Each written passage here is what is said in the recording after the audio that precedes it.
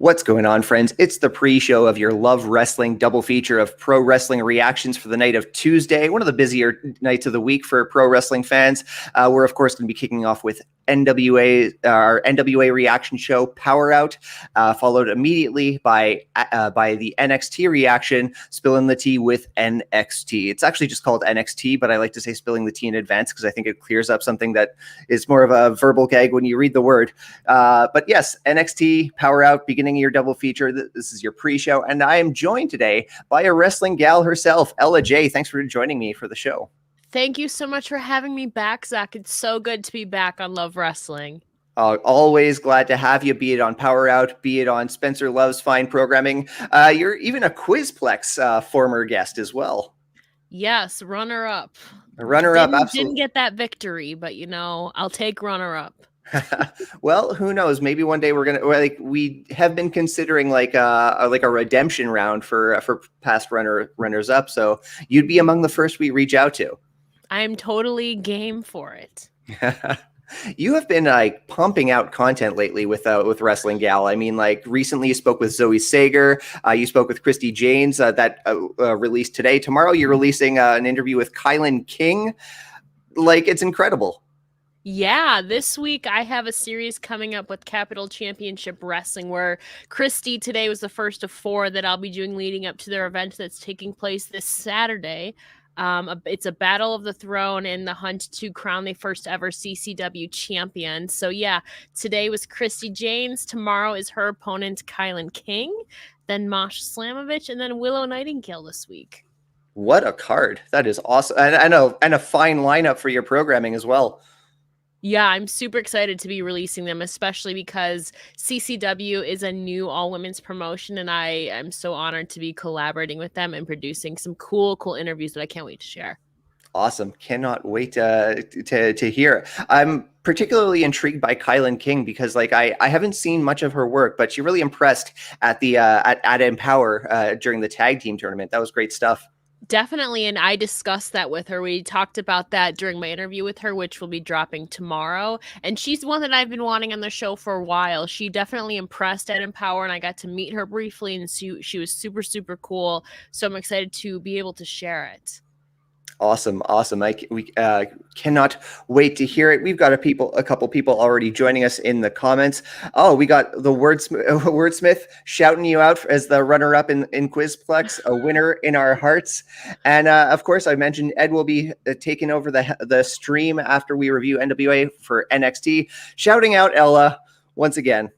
Thank you, guys. You're just always a popular guest. You bring the crowd. Oh, I don't know about that. I'm trying my best, but you guys run a very cool and stable like organization and platform, so I'm honored to be back, honestly. You guys have such a cool platform and content. That is very kind. And again, like we have tried to connect to get you back on the show several times, but like when you reach out to me to be part of tonight's episode, that really meant a lot. So once again, thank you for getting so involved with us here at Love Wrestling. Of course, and I'm so glad we could finally work it out. You know, the shoot job, day job sometimes just sucks, and so it throws a wrench in some of my plans, but I'm so glad to be back. Oh, the shoot job, keeping us away from the things that we want to be doing. Ain't that the truth? I'm keeping an eye on Twitter, and it looks like the main event of NXT is wrapping up, unless I'm mistaken. Let's give it like another 30 seconds, unless anyone in the comments wants to confirm or deny whether NXT has finished up the show this evening. I have no idea. Let's see. Let's check the timeline. Nope, I don't know. They've been going over recently, though, I must say. Yeah. And, of course, we'll talk about it today. It was a bit of a surprise that NWA did so as well. But Ed over on Twitch confirming for us that NXT has come to an end. Yeah. So with that, let's end our little pre-show gimmick, and we're going to jump into tonight's PowerrrOut. I'll see you after the little intro.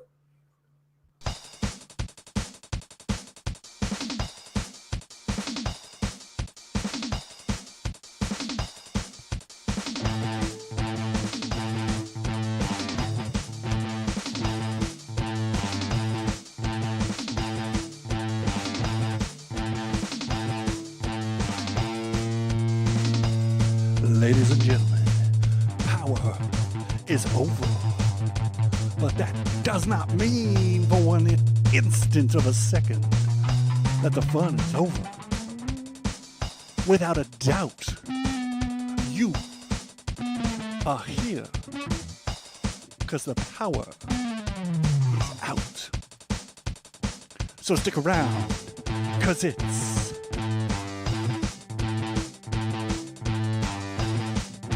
Power Out.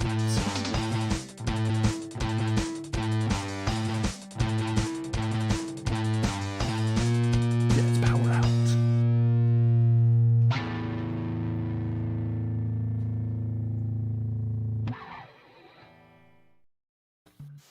It is Tuesday night, one of the busier nights for the wrestling fan. Whether you're a fan of NWA, AEW, NXT, you got a wealth of content to watch. And thank you so much for adding on to it with your Love Wrestling double feature of reactions, kicking off, of course, with Power Out, our NWA reaction here on lovewrestling.ca. Will, of course, be followed by NXT with Astrid, with Cody, and with Ed, reacting to all things NXT. You won't even have to leave this stream. That reaction will have immediately after my conversation and reaction with my guest tonight, the host of A Wrestling Gal, Ella J. Thanks so much for coming back to Power Out. Hello, Zach. How are you today?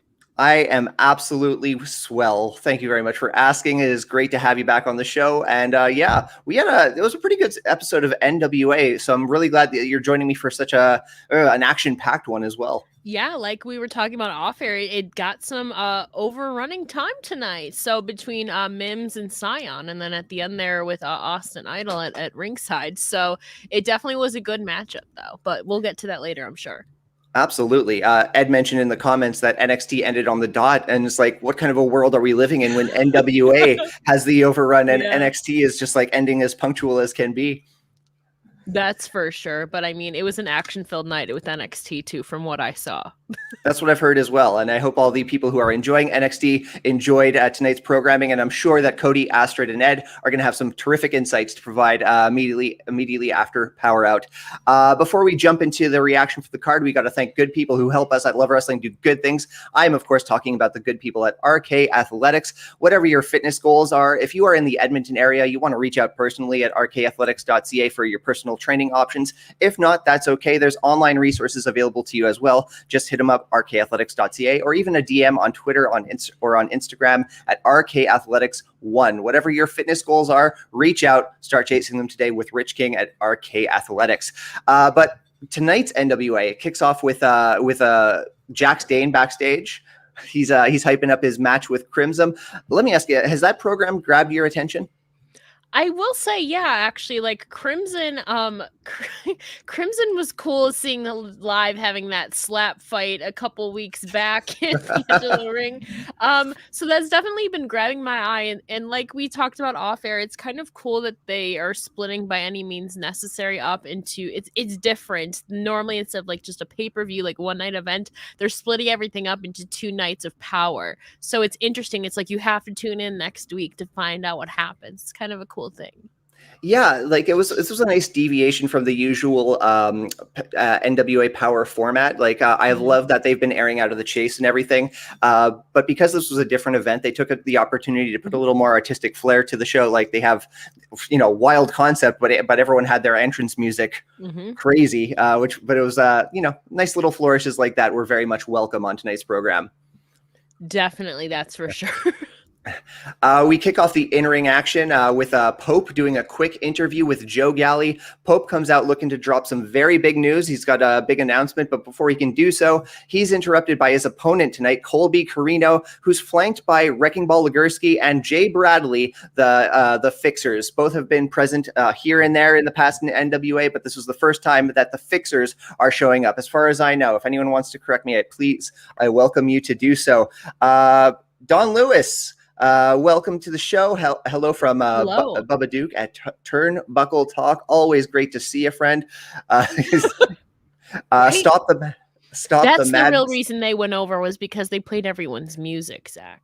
That's it. That's the issue with tonight's NWA programming. What sent them over? Stop the madness. There is music. Yeah, this is just groundbreaking stuff from the NWA. But back to the in-ring action. Again, the Fixers are accompanying Colby Corino. We're not given much explanation just yet. Match starts, very back and forth action between Pope and Corino. Pope's finding the edge. He's got the experience advantage, but Corino finally finds a backdoor with an eye poke.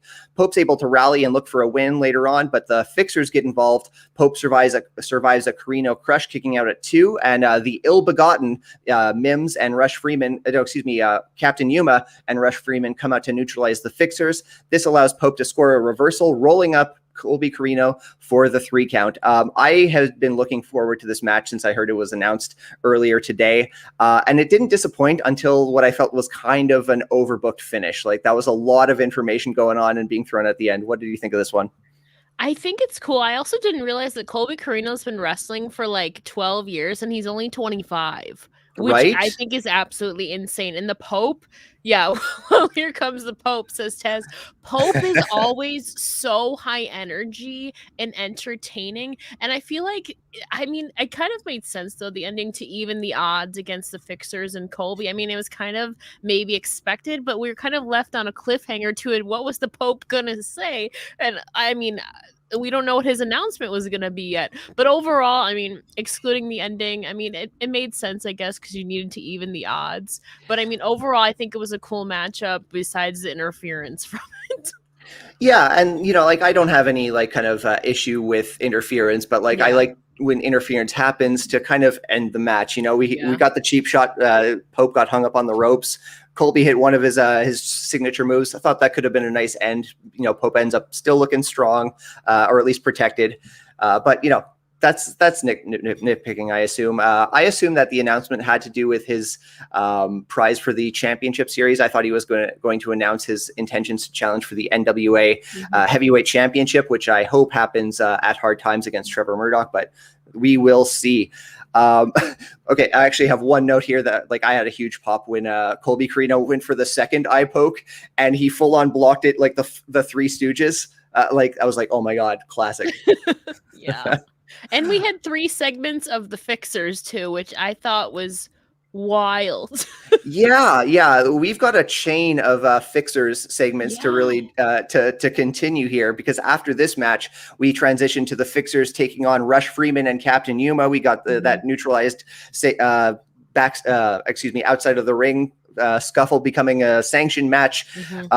Once again, Captain Yuma's kind of singled out for the better part of the match and dominated by the much larger Fixers. Freeman finally gets the hot tag coming in, but it's too little too late, and he's inevitably finished off with a really nice looking double brain buster. We've got more post-match stuff to talk about, but before we do that, we got to jump through this match. What did you think of this? I think it was a cool display for people who maybe aren't as familiar with the Fixers. Like, they pretty much dominated and then had a cool promo at the end. They're like, we'll take on anybody anytime. And then we saw who came out, which we'll get to in a second. But overall, I think it was the perfect way to kind of establish the audience with the Fixers being dominant. Well, that didn't last too long, however, though, until their next opponents came down. So, who knows? This was a really solid showcase for the Fixers which is a really good thing for the NWA, because they just split up Crimson and Jack Stain, who are now, of course, rivals, as we already mentioned. I think there's a place for a tag team, like a powerhouse like the Fixers, and they showed a lot. I was really impressed with what I saw. Look forward to what they bring to the table next. And of course, I didn't have to wait very long, because their next match happens immediately after this. Like you said, they come out, they remain in the ring, they cut a promo how there's no problem that they can't fix, no problem that they can solve, and that they are for hire. But they are confronted. Big surprise here. OGK, Mike Bennett and Matt Taven come out. This was I just popped. I jumped off my couch. So did I. I've seen Matt Taven wrestle live with the Kingdom. Oh, am I frozen? I'm so sorry, guys. I was frozen for a second.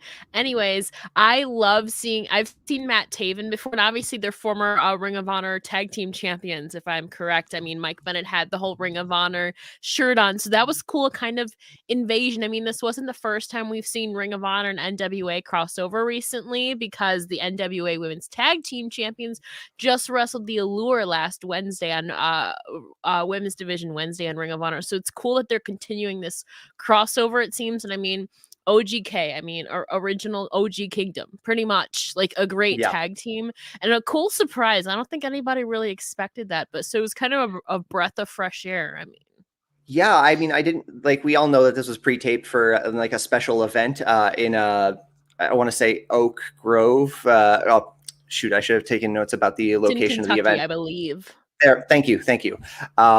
But I didn't really pay attention, and I was like, this was a real pleasant surprise. Mm-hmm. The match, begins with a brawl, but again, immediately becomes a sanctioned match, as confirmed by Joe Galli on commentary. Early fire by OGK, but the Fixers do have an opportunity to take control for a better part of the match. They dominate Taven for a significant chunk of it all.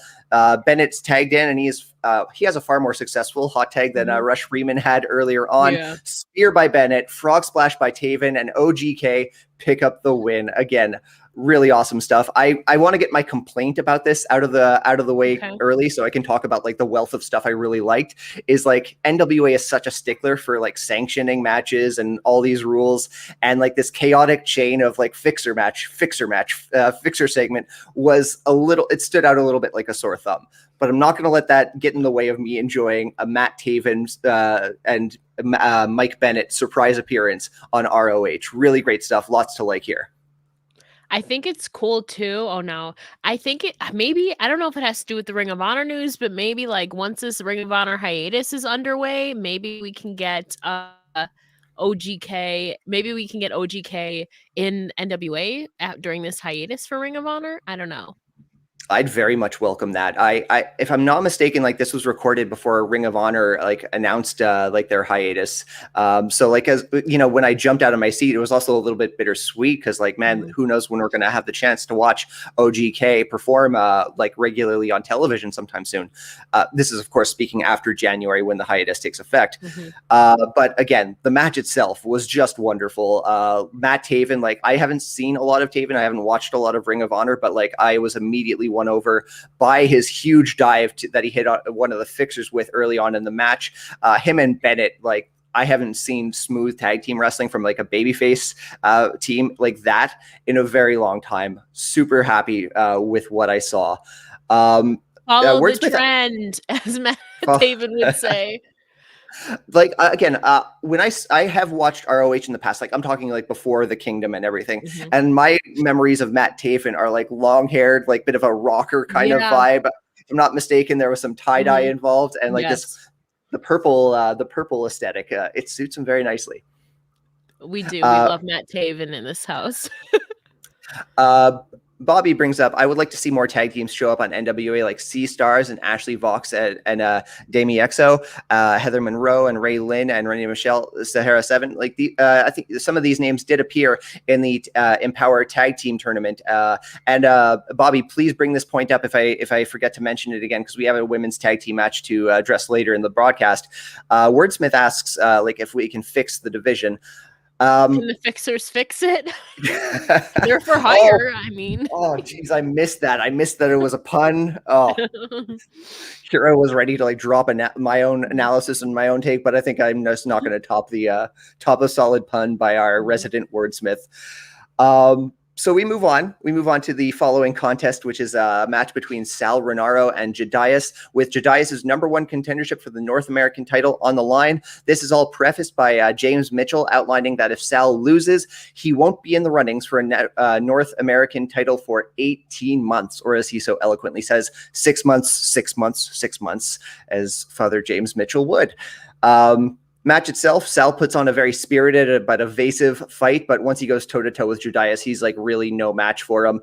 Judais picks up the win with a big crucifix bomb. Post-match, he's about to continue the beatdown on Sal, but Father James Mitchell calls him off and stops the beatdown. Bit of frustration by Sal Renaro post-bell as well. He kind of pushes off Danny Deals, maybe alluding to a new side of him. But what did you think of the match?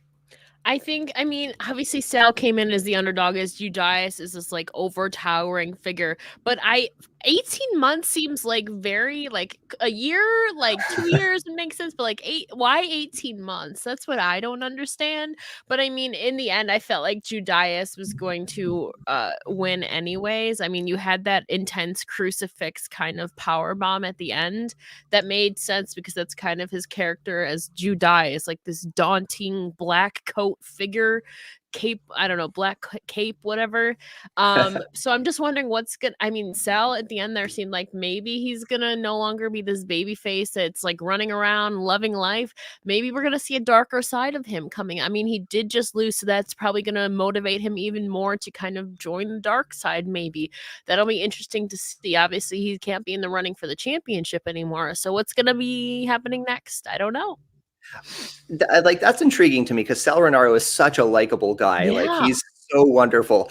I no longer say like I don't think this person could be a bad heel, be a good heel when they're so likable as a babyface because I've been proven so wrong about that in recent years with the likes of Sami Zayn, Bailey, and like I could go on with that list. So I'm not going to say I doubt Sal Renaro because I'm not going to doubt anyone at this point. And again, he's a great performer, and I would love to see what else he can do. Now, like, again, I'm starting to feel bad for Judais because he had such a rough start in that battle royal at NWA 73 that no one knew who he was. No one wanted him to win. And it was just a very, like, you could hear a pin drop in the Chase Park Plaza, at least over TV, because everyone was lost.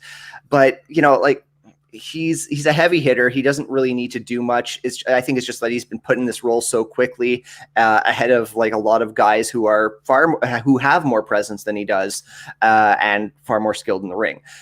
That being said, I also did think Judais was going to be the one to pick up the win here. Thought maybe the match went a little too long. Sal Renaro made him look like $1 million, and I think he could have made him look like $1 million in a shorter amount of time.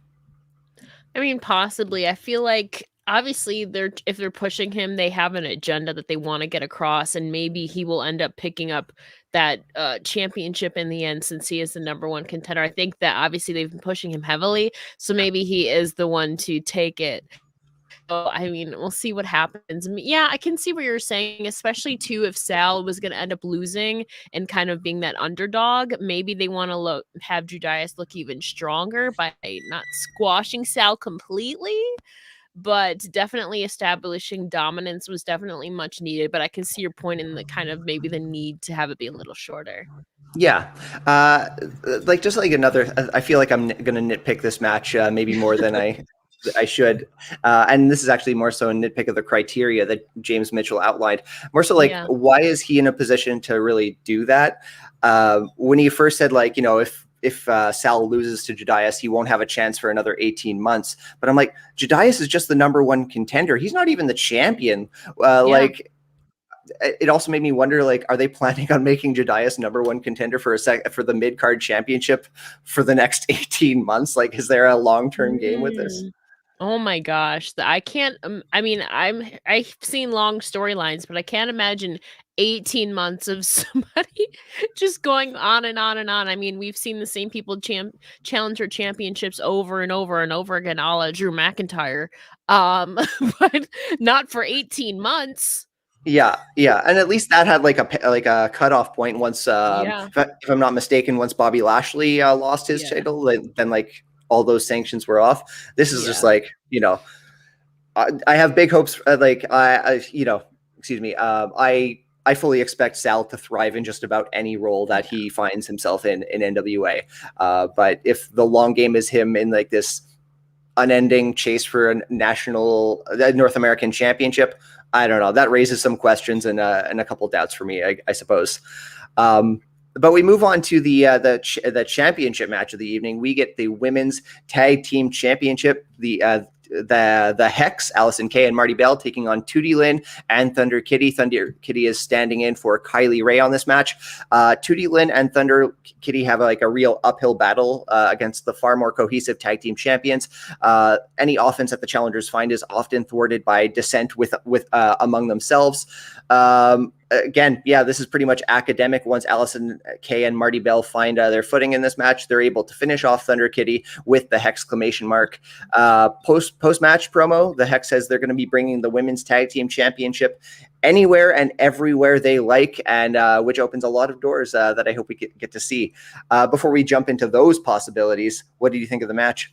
I think, well, first of all, in the beginning, it should be noted that Thunder Kitty was stepping in for Kylie Ray. And I think it was cool that Joe and Velvet acknowledged that at the beginning, that they're wishing Kylie the best of everything, as we all do. We just want what's best for her and to take her time and to take care of herself first. And I think, though, the dynamic of Thunder Kitty and Tootie Lynn are two completely different characters. Like Tootie Lynn is obviously more martial arts based, and then Thunder Kitty is like this classic, like kind of like retro character. And so they kind of had a cool dynamic, but I don't think they had the proper chance to showcase it. This match went a little shorter for my liking. I think it could have been done up a little bit more. Maybe that's where the match before it could have been a little bit shorter, and this match could have been a little bit longer. I mean, I think it definitely would have been longer had Kylie been in this matchup, but I do think that they did need to further display the dominance of the Hex, but people knew that already.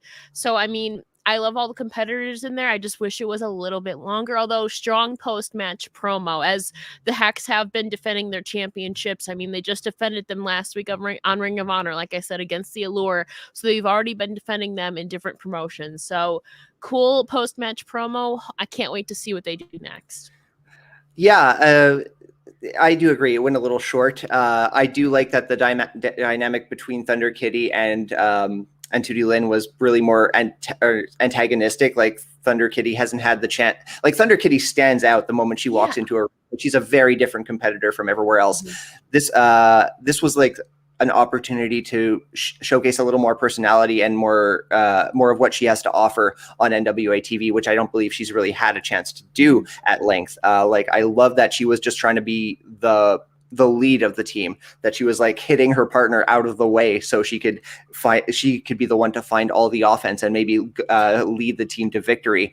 Yeah, just really good stuff all around. And yeah, that promo, it opens up doors. I'm glad to see that they're defending the title in places like Ring of Honor. I mean, you know, top of your head here, who would you like to see the Hex take on in the women's wrestling landscape? Oh, I mean, Bobby mentioned a team earlier, Blonde Force Trauma, Heather Monroe, and Ray Lynn, I think would be a great pick. They were just at Shimmer, and so was Thunder Kitty. So I mean, and so was the Hex, actually. They had a tag team matchup. So I think that would be cool. I mean, obviously like the Sea Stars too as well. I'm trying to think of like actual team, like the Birds and the Bees, which I believe is Solo Darling and Willow Nightingale would be a great team too. There's a lot of women's tag teams I feel like on the rise. So, but definitely Blonde Force Trauma is what I would like to see the Hex defend against. Bobby also adds that he would like to see more of Jamie Senegal and Bianca Corelli and NWA. Absolutely. They had a great showing at Empower, and like they haven't really had the opportunity to be on more NWA TV, and I firmly believe that they should. With you right there, Bobby, I would also like to see the Hex defend the NWA Tag Team Championship on Impact Wrestling. I mean, yeah, like if there's anyone who has a strong women's roster that's not like an exclusively all women's roster, it's Impact Wrestling. At least, you know, kind of got to exclude the WWE from this conversation for obvious reasons, but Impact Wrestling, like that, you know, that's a deep roster that I think NWA should consider opening the doors to. I definitely agree with you. And it'd be interesting maybe if we have the Impact Knockouts Tag Team Champions against the NWA Women's Tag Team Champions. That would be interesting too, I think. Absolutely. There's a lot of really interesting opportunities on the horizon, like with this whole, you know, the forbidden door. It's becoming such a cliche to say out loud, but like it still leads to a lot of very interesting possibilities.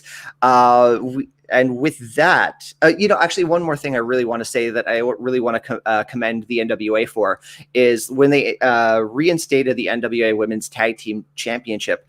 I had my concerns that it was going to be like they'll do the tournament, then they'll like sit. Oh, yeah, sorry, special appearance by my cat as always.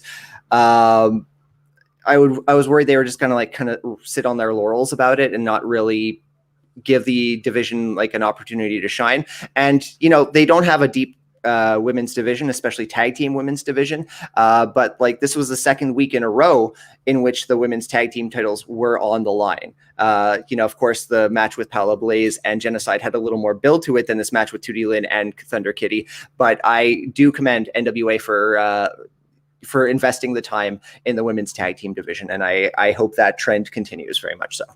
Hopefully, and I think it will, especially now that they have the empowered powers. So I think definitely they're going to be expanding their division. Obviously, now Tootie Lynn was not just a part of like the St. Louis at the Chase Ballroom. From those tapings, she's obviously been invited back. So maybe we can see her next month too in Atlanta. So that's going to be exciting.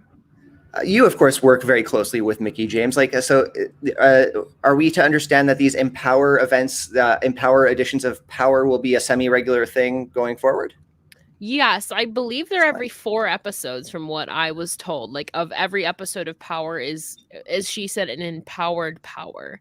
I like it. That's what I've been told. So, I mean, at least that's how it was going forward with like the Chase tapings from St. Louis, but I think it should be continuing going forward. But I look forward to it. Lots to like about that. Absolutely. And yeah, I have all the time in the world for Empower every 4 weeks. I mean, if it replaces Power Surge, all the better. Because sorry, Power Surge is great. I think it's a great revision of everything that's happened in recent weeks, but I don't think it should be included in my monthly subscription. But that is my little rant. So we transition into the main event. Yeah, and actually, just Bobby's kind of backing up your idea for the NWA versus Impact Women's Tag Team Championship, Inspiration versus Hex. Yeah, that's on my radar immediately once it's uttered into existence. Yeah, we go into the main event. It's prefaced by a hype video for the TV title match at Hard Times, which is really getting more hype than anything. I've been critical of NWA pay-per-views in the past because they always tend to just announce their cards a week before the event with a Billy Corgan tweet with a little video. While I'm not thrilled about one of the competitors in this match, I'm of course referring to the champion. I do like that they are actually building towards individual matches over time. So that is very cool. But we go into the main event, which is of course Big Strong Mims versus Scion. I really thought this was about to be just like a showcase of Scion and build him up as a strong challenger going into Hard Times. But Mims really got a lot of offense, and he's really had a chance. He's really had a chance to showcase in previous one-on-one matches in NWA. Lots of back and forth, more than I expected, before Scion really shifts gears and gets more aggressive. Mims is able to show promise. He starts kicking out towards the end. He's showing big power moves, big deadlifts, and the finish comes with Scion locking in a modified crossface. And yeah, Mims doesn't tap. He passes out. Really great stuff. What did you think of this one? If you're going to take somebody out like a Mims who is very strong, I mean, to be fair, Scion is pretty big himself, like jacked. But to take out Mims, I mean, that's how you got to weaken your competitor. With the crossface and have him pass out. He didn't tap out. He literally it was ruled because he could no longer continue. So I think it protects Mims in a way that somebody had to knock him out in order to beat him. It wasn't like a clean pin or it wasn't a tap out. So I think it protects Mims in a way, but also it further establishes dominance from Scion, especially going forward for this TV championship matchup. And then you obviously had that altercation at the end with Austin Idol, I believe, at commentary. Yeah, like the conflict between Scion and the champ is manifested through. Oh, I didn't mean to close the overlay. Oh no, you can see like You're another good. inch of my shirt. There we go. There we go. I like the nameplate. The nameplate returns. Yeah, lots to like in like the conflict growing between challenger and champion. And again, like the story here for me is like, again, this could have been a very easy showcase to show what the challenger can do, building him up against Austin Idol's client at the pay-per-view. But instead, they also took the opportunity to really raise big, strong Mims' stock. He debuted some new gear, which looks like amazing. He looked like $1 million in that outfit. Again, like when he did that deadlift escape from the submission, I was like, I am sold. Like this is a dude I want to see NWA invest more time in. Definitely agreed. And it cut out. Are you talking about Mims or Scion? Mims. I mean, yeah. I really like Scion, but again, the story here for me anyway was like I love to see how much of Mims' stock was raised in this match with Scion. I will say too, like seeing him at 73 and then tapings, I think was really my first introduction to Mims. More so at tapings, I feel like I was really drawn to him too, and like he's so lively and like vivacious, and that hello Astrid, hello, I love you. Astrid's the best. I know, I agree. We love you here, Astrid. Yeah, Mims, I think I was really drawn to back at St. Louis, and it's cool that obviously he unfortunately passed out, but I think it was a cool showing that somebody had to go to great lengths to force him to get knocked out in order to beat him. So, without spoiling it, let me ask you are you familiar with the person behind the mask of Scion? I am not. Okay. I have my concerns about this angle, and like maybe I'm like a bit of a broken record for people who regularly tune into PowerrrOut, but like they're building up to him being unmasked. Like Austin Idol was really just driving it home that they're going to unmask him soon. The hype videos talking about how the champion knows doesn't know who he is behind the mask, but has a feeling he knows them from their past or something. Like it's not going to be a big reveal. Like they're not going to pull off the mask. It's not going to be, Curtis Axel or Ted DiBiase Jr. Like it's a talented guy, but it's just it's a dude from AEW Dark, I'm trying to look it up right now. Oh no. I'll put it in the private chat actually, if you can see that on the side. Yeah, again, like a very fine talent and like someone, who I think has a spot in the NWA. Yeah. It's surprising that they're going in this direction to me anyway. You see? Yes, got it.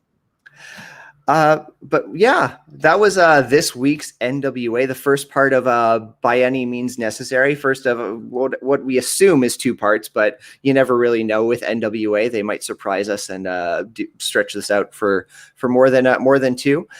But Ella J, thank you very much for joining us on tonight's edition of PowerrrOut. It's always wonderful speaking with you, and of course, let the audience know where to follow you on all things social media.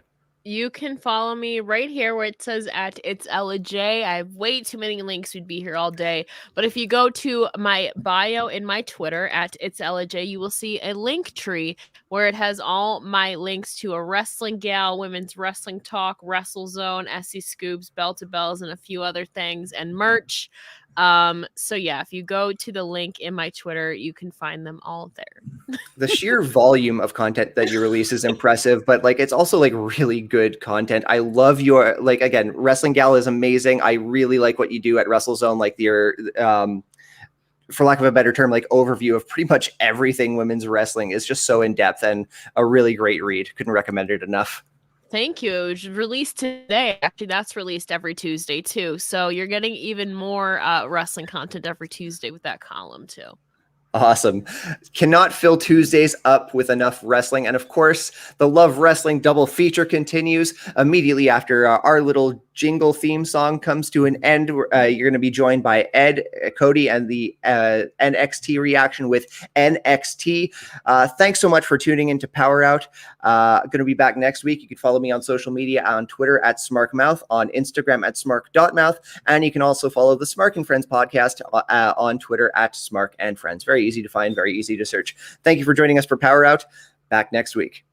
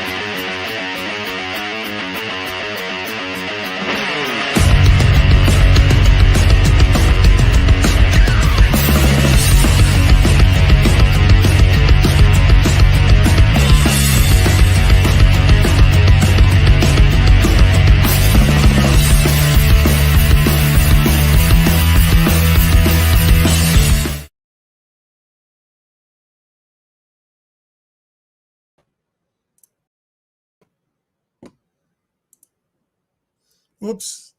Uh-oh. No mics. Cody, you're muted. I even tried to unmute myself, okay? No, it's all my This is fault.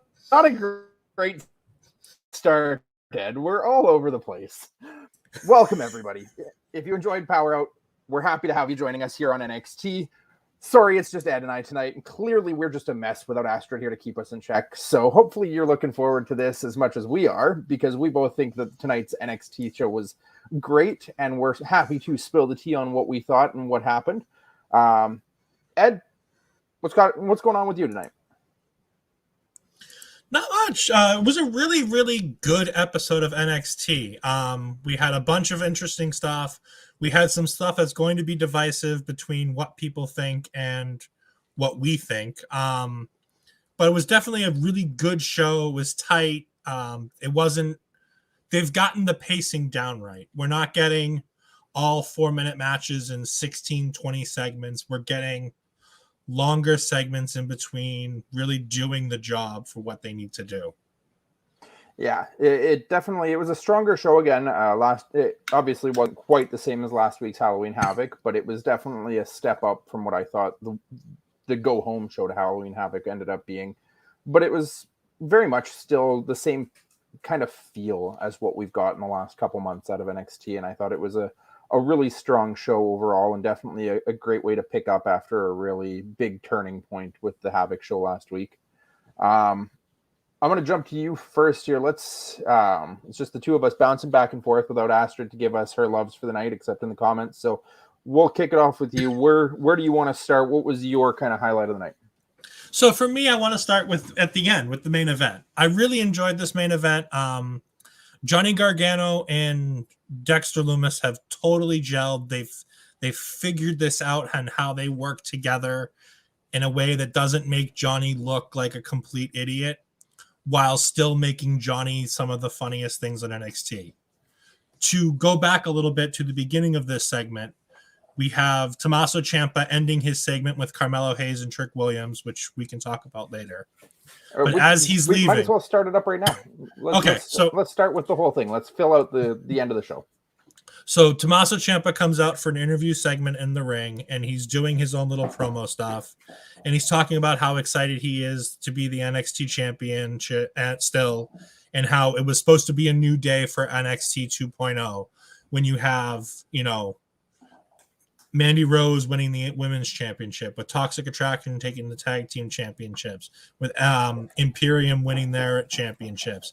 And he goes, and then Braun Breaker was supposed to win the NXT championship, but nobody told me. And I love that as a way of being like, yeah, this was supposed to be the start of something new, and I put it into that. Yeah. He then continues to go on and talk about how, he's the linchpin, and he calls himself God of NXT at one point with Carmelo Hayes out there, when Hayes comes out and talks about having the A championship. And my comment to you in the chat backstage, Daddy is God. Yes. To which we all loved that. But it was fantastic. It was a really good promo segment. And then Carmelo Hayes at one point comes out, and he goes back and forth with Ciampa. And he's holding his own in a promo with Tommaso Ciampa, which shouldn't be too surprising considering Carmelo Hayes is fantastic on the microphone. And this is a match that I'm dying to see now. But that being said, he's holding his own, and he takes his sunglasses off. And that could have been a nothing moment for everybody, but not for somebody as veteran as Tommaso Ciampa. And he goes, I believed everything you were saying until you took your glasses off. And I looked in your eyes and I saw fear. I saw that you don't believe a word you were saying. Oh, no, I'm sorry. Yeah, you don't believe a word that you're saying. Sorry, I got it wrong. Yeah. It was just so good, and everything was just all encompassed in it. And I'm like, that's a way to make a star and break down a star in one moment in the way that you need to set up a match 5 months from now.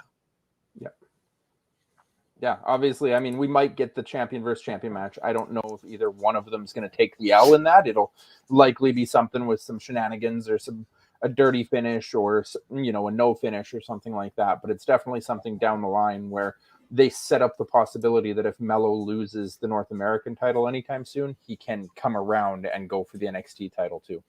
Yeah, it brings in such a great way to put him in a program with Ciampa that you don't have to pay off right away. That can happen, like I said, 5-6 months down the road when he's ready and when Ciampa's got the time to be able to give up the title.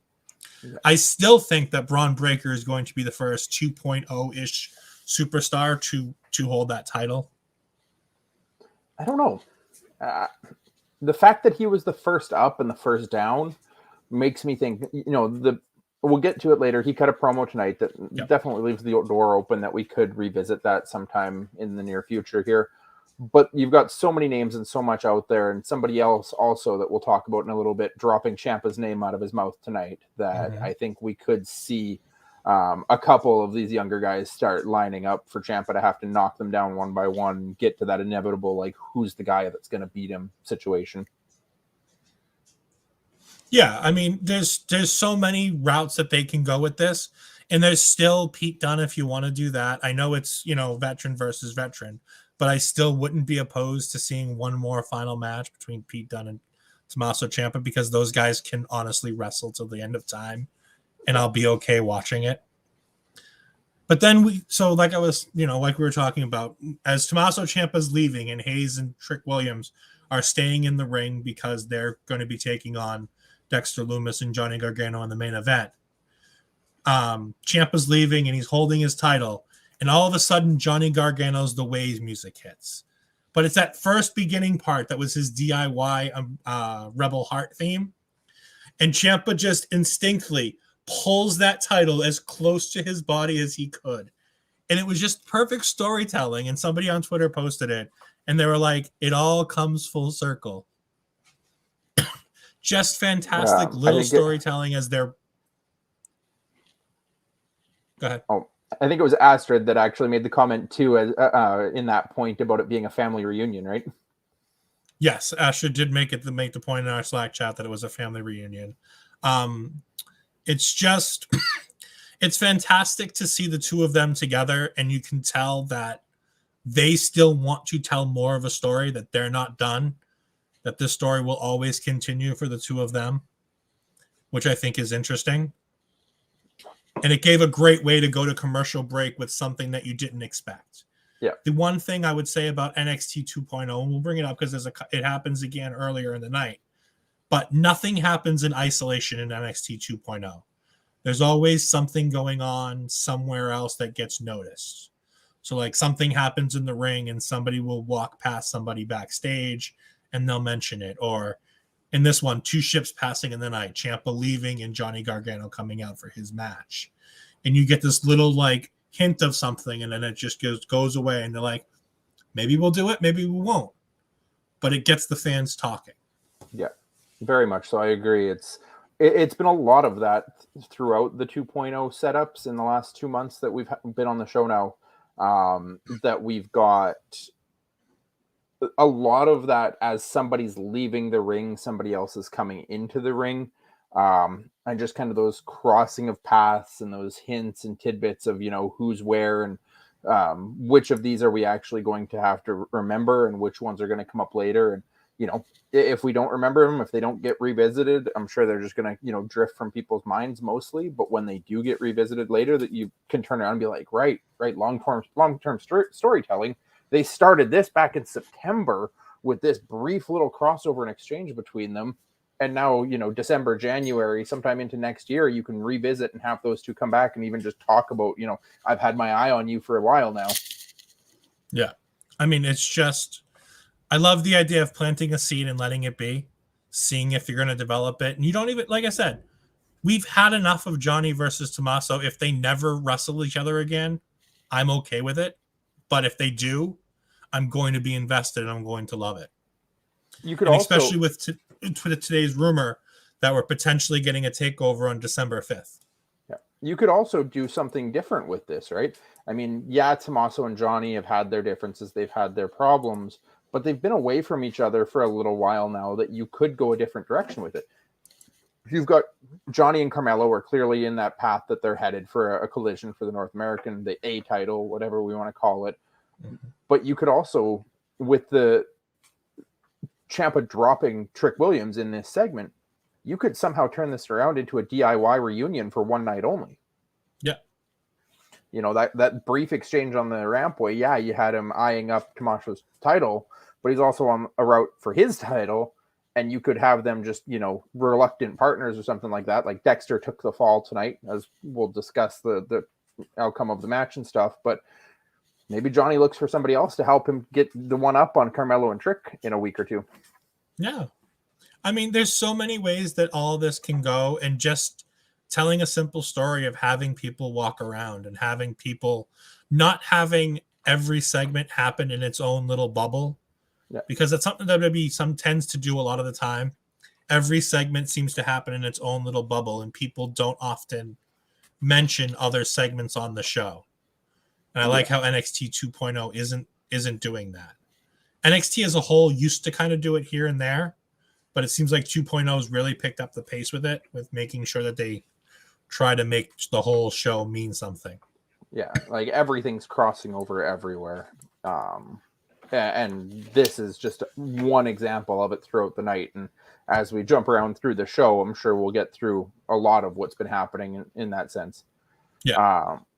Getting into the match, though, it was a very, very well fought match. It showed us a lot more of Trick than we've seen so far, I thought. Mm-hmm. And I thought he looked really good with what he did get to do in there, especially holding his own in the ring with a guy of the caliber of Johnny Gargano. A couple different things caught my eye from it. There was one in the picture-in-pictures. I don't know if you would have caught it right as we went to commercial, where Trick and Carmelo were on the outside and they were almost like coming up to try and sneak up on Johnny or double team Johnny. And Dexter slid out the ring on the other side behind and stalked up behind like a horror slasher villain and took Mello out. So Trick ends up going up against Johnny all alone, not realizing that Mello had been taken out behind him. Yep. It was great. The subtlety of it. Like Dexter is a horror movie villain at this point, but I definitely appreciated that little bit of storytelling there. By the way, speaking of the picture-in-picture, how was it being able to see the picture-in-picture for the first time? Yes.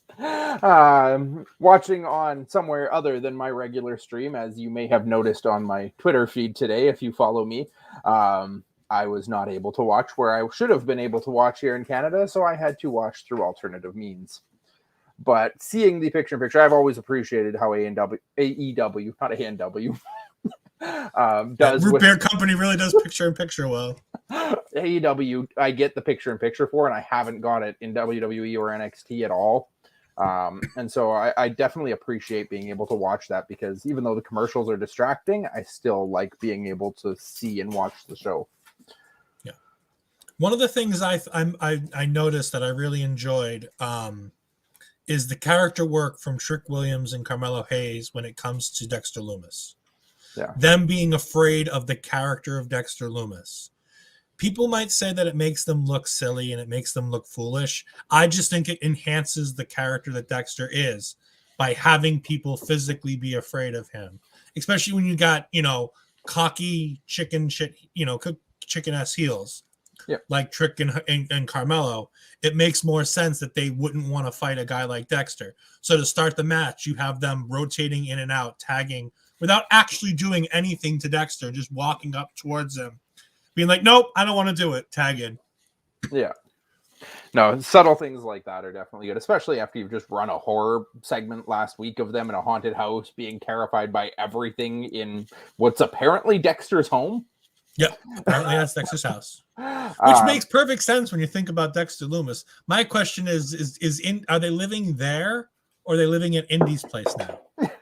Did Indy have her own place? I thought Indy was living with Johnny and Candace, that they had those Maybe nights they're where all she living snuck him into her bedroom.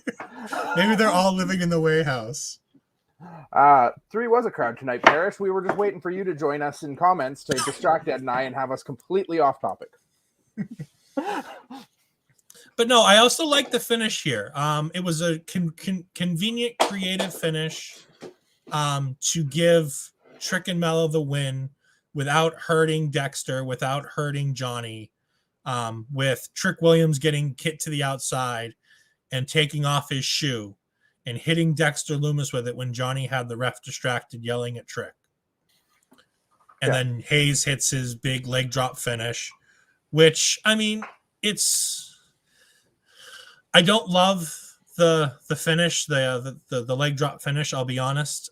It's a nice move that you can do to everybody, but I don't see it as a finish. So when I see him use it that way, it's weird. It's like a top rope famouser that Billy Gunn used to use. For me, it's one of those finishes where you can see it as a finish for as somebody starting out, but it's not something with longevity because it's a move where if you're a smart opponent or a smart competitor, you scout him, you understand that that's coming, and you like make sure to move yourself or like get out of the ropes, or you start countering it every single time he goes to the top, whether it's moving out of the way and he lands on his ass, or you hit the ropes and knock him down. Anything that's a top rope move on a standing opponent, I don't see having a ton of longevity as a finish. It's something that maybe ends up being a signature move down the line where when he does hit it, it ends up being a surprise, but it's not the move that gets the 3. But to start, as he's starting out and there's not a lot of tape on him, it's something that you can get away with for a little while at least. Yeah, but I mean, it's nice that at least he has something that's definitively his. He has this big win over Gargano and Loomis. I mean, he didn't beat Gargano, but that's kind of the point. You make either in this match, it was either Trick or Loomis that was taking the fall either way. Yeah. There was no way they were pinning either of the other two guys. But I just liked how it made them feel like a big deal. They main evented the show. They got 15 minutes or so, 10, at least 10. Should I pull up my match times for us here? You can, because I'm obviously going to over-exaggerate it, but it felt like it got 10, 15 minutes. I mean, with the promo beforehand and everything else, you know, they got plenty of TV time. People knew who they were. They felt like a big deal. And it's good to make Carmelo feel important. Match times aren't updated for it yet. I can't pull it up. It's all good. No, but that's a big thing with NXT in general right now. I know you've been over-exaggerating them on almost a weekly basis, but that's it. Every match feels longer than it actually is time-wise, and that's a really big thing in a time where everybody's making such a big deal about the main roster women not getting enough time on both WWE and AEW's product. And for us to watch the NXT shows, and every match is still relatively short matches compared to what we're used to, but we're always feeling like that was a good match. That was a solid match. They got a lot of time, and it's like they got 5 minutes. Yeah, it felt like a lot of time. Yeah, I mean, big deal. Yeah. Timing, I feel like if you can watch a match and feel like it was a good match and feel like you got your money's worth out of the match, then it's a good, you know, not every match needs 45 minutes or half an hour or 20 minutes. Like, you can tell a really good story in 10 minutes if the guys want to work hard enough and do the job. Like, it's possible. Yeah. The other spot in this match that stood out for me that we haven't talked about yet was Dexter giving Johnny a glove. Yeah. I loved that spot. Okay. I popped for that. Just him making the tag, coming in and handing Johnny a glove, and Johnny slips the glove onto his hand, and then they have like the synchronized uppercuts and then synchronized super kicks, and it felt like they're actually forming a team and working together and becoming, as they've mentioned a couple times through commentary in this match, a father and son team. It's great. Like, you would think that this Index thing would be over and you can just, you play it up for the wedding and you play it up with Indy and Dexter's character, but you keep this Johnny aspect in there, and it just gives him something to do that's different so that he doesn't feel stale. Because, everybody was talking about Ciampa and being like, oh, he's kind of done everything. When he won the title, it was like, do we really need another title run from Ciampa? There were some of those talks because he's been there a while and he's done essentially everything you can do in NXT. These guys have done it. So what's going to make them feel fresh all the way through? And it's using this Index story to give Johnny something. Yes, Astrid. Indy wasn't here. We don't have to worry about it. It's just Daddy and Son this week. I was starting we want Indy chants in our Slack chat, but it didn't work. Well, you were saying it. I'm like, because you often hear things that I don't when the crowd's chanting. And I'm like, I didn't hear "We Want Indy." I'm like, I don't think the crowd's being that bad because I thought the crowd was great tonight. It was. I didn't have any issues with the crowd tonight. It was a really good crowd, cheering at the right moments, chanting at the right moments. They were really into basically everything that happened. And I'm just going to throw out a quick shout out. I actually saw an MSK t-shirt in the crowd tonight too. Yep. Things have changed in the Full Sail crowd, in the CWC crowd when it comes to that stuff this week. Ever since that Reddit post, right or wrong, that crowd has completely flipped on some things. Yep. And we're going to talk about it later, but there was somebody getting a lot of cheers and a lot of positive crowd reaction that I didn't expect to get positive crowd reaction in this show. So that's going to be great. Yeah, other than that, though, I mean, it was a very back and forth match between them. Ultimately, the finish with Trick taking off his shoe to clock Dexter while he had the silence locked in was a unique enough finish. I mean, you don't really see somebody taking off their shoe. I mean, I guess Trick Williams must hate Zach Gibson as much as the rest of us. So, but no, it was a good match. It was a good finish. It kept everybody looking strong at the end of the day. It set us up that this Johnny and Carmelo title match is going to be something that's coming, I'm sure. But it also, you know, the pre-match shenanigans set us up that we could see Mello and Ciampa, we could see Johnny and Ciampa, we could see Trick and Ciampa, we could see Johnny and Ciampa reuniting as DIY. It was all around just a really strong segment. Anything else about it that you really wanted to highlight? No, I mean, I was gonna say, I just think it was great that we were continuing to push towards this Johnny versus Carmelo thing, but we're not making Carmelo seem like it's an afterthought that he could win this match and win this feud.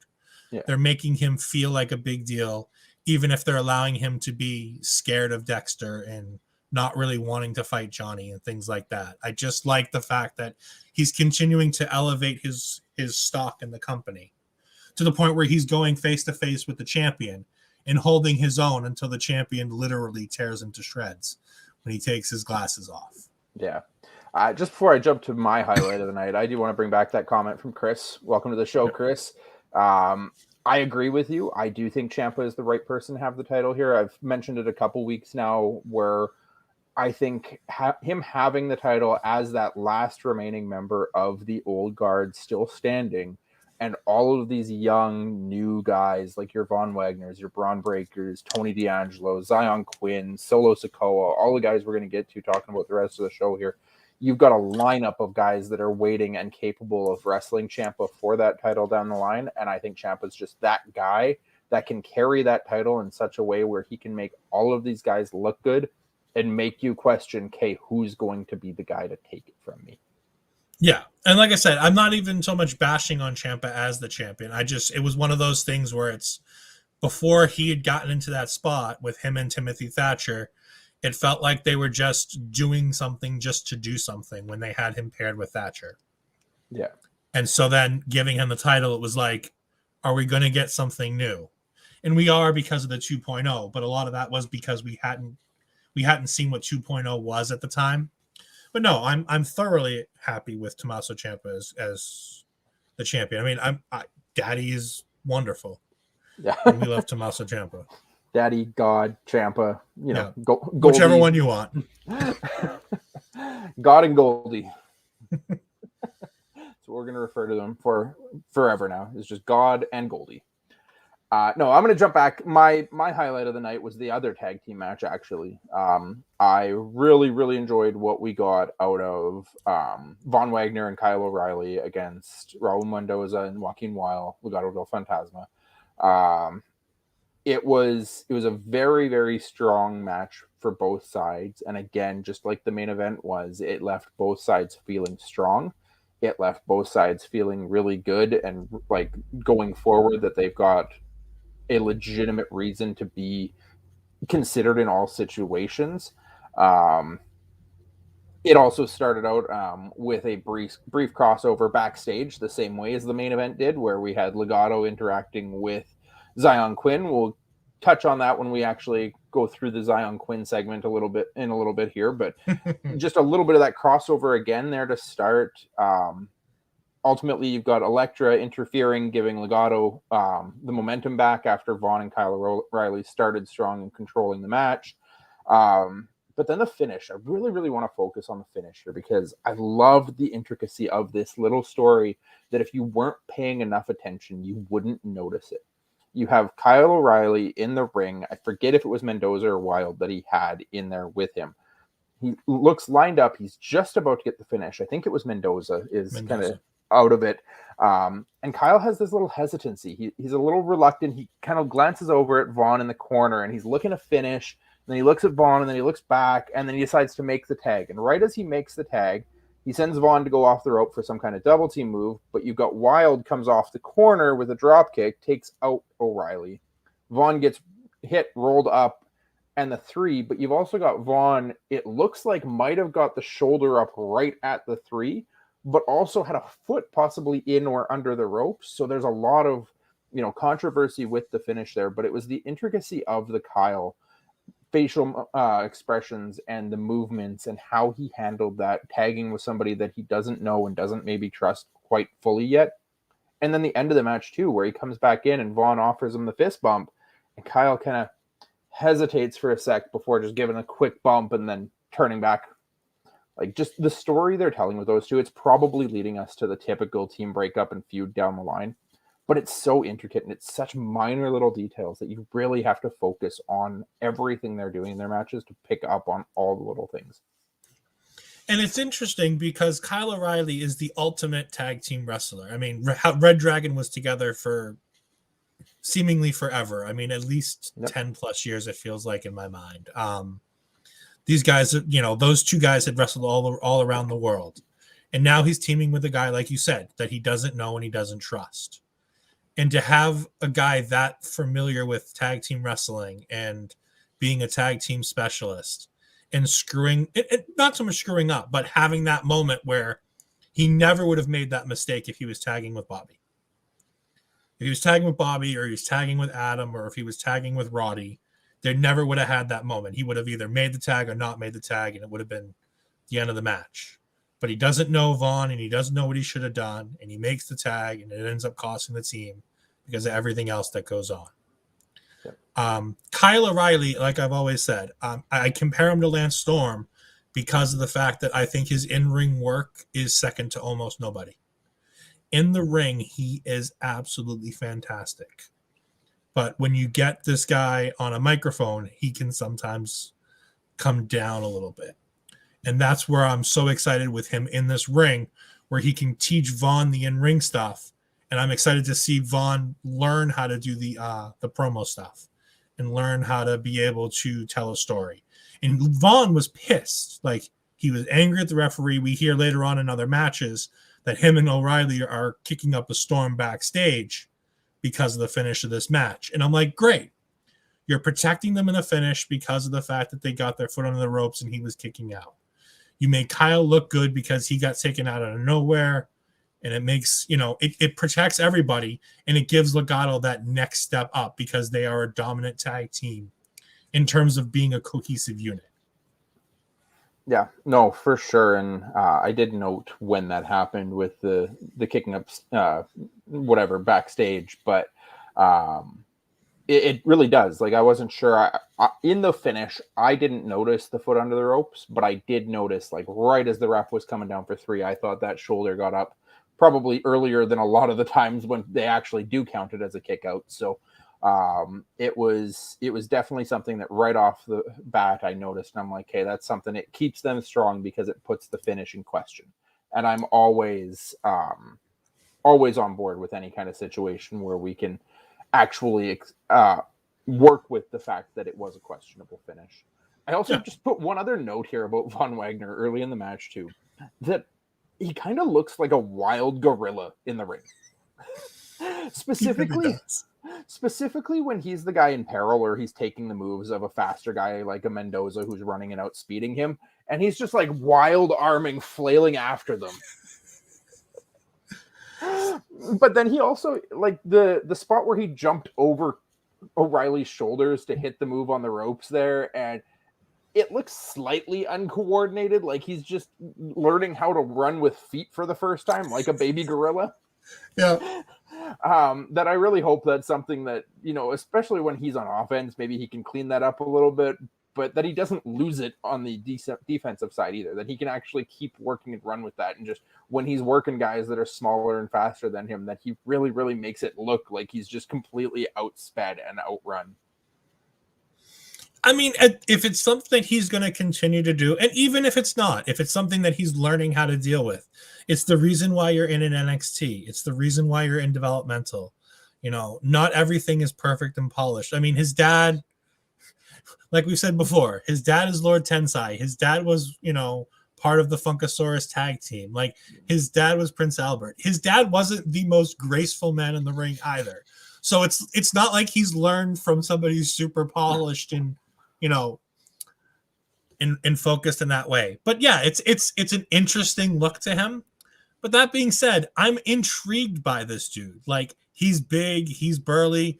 It was uncoordinated, like he was learning how to run for the first time, but he still didn't break Kyle's neck when he jumped over him. And he's a big old guy to make that jump. Yeah, no, for sure.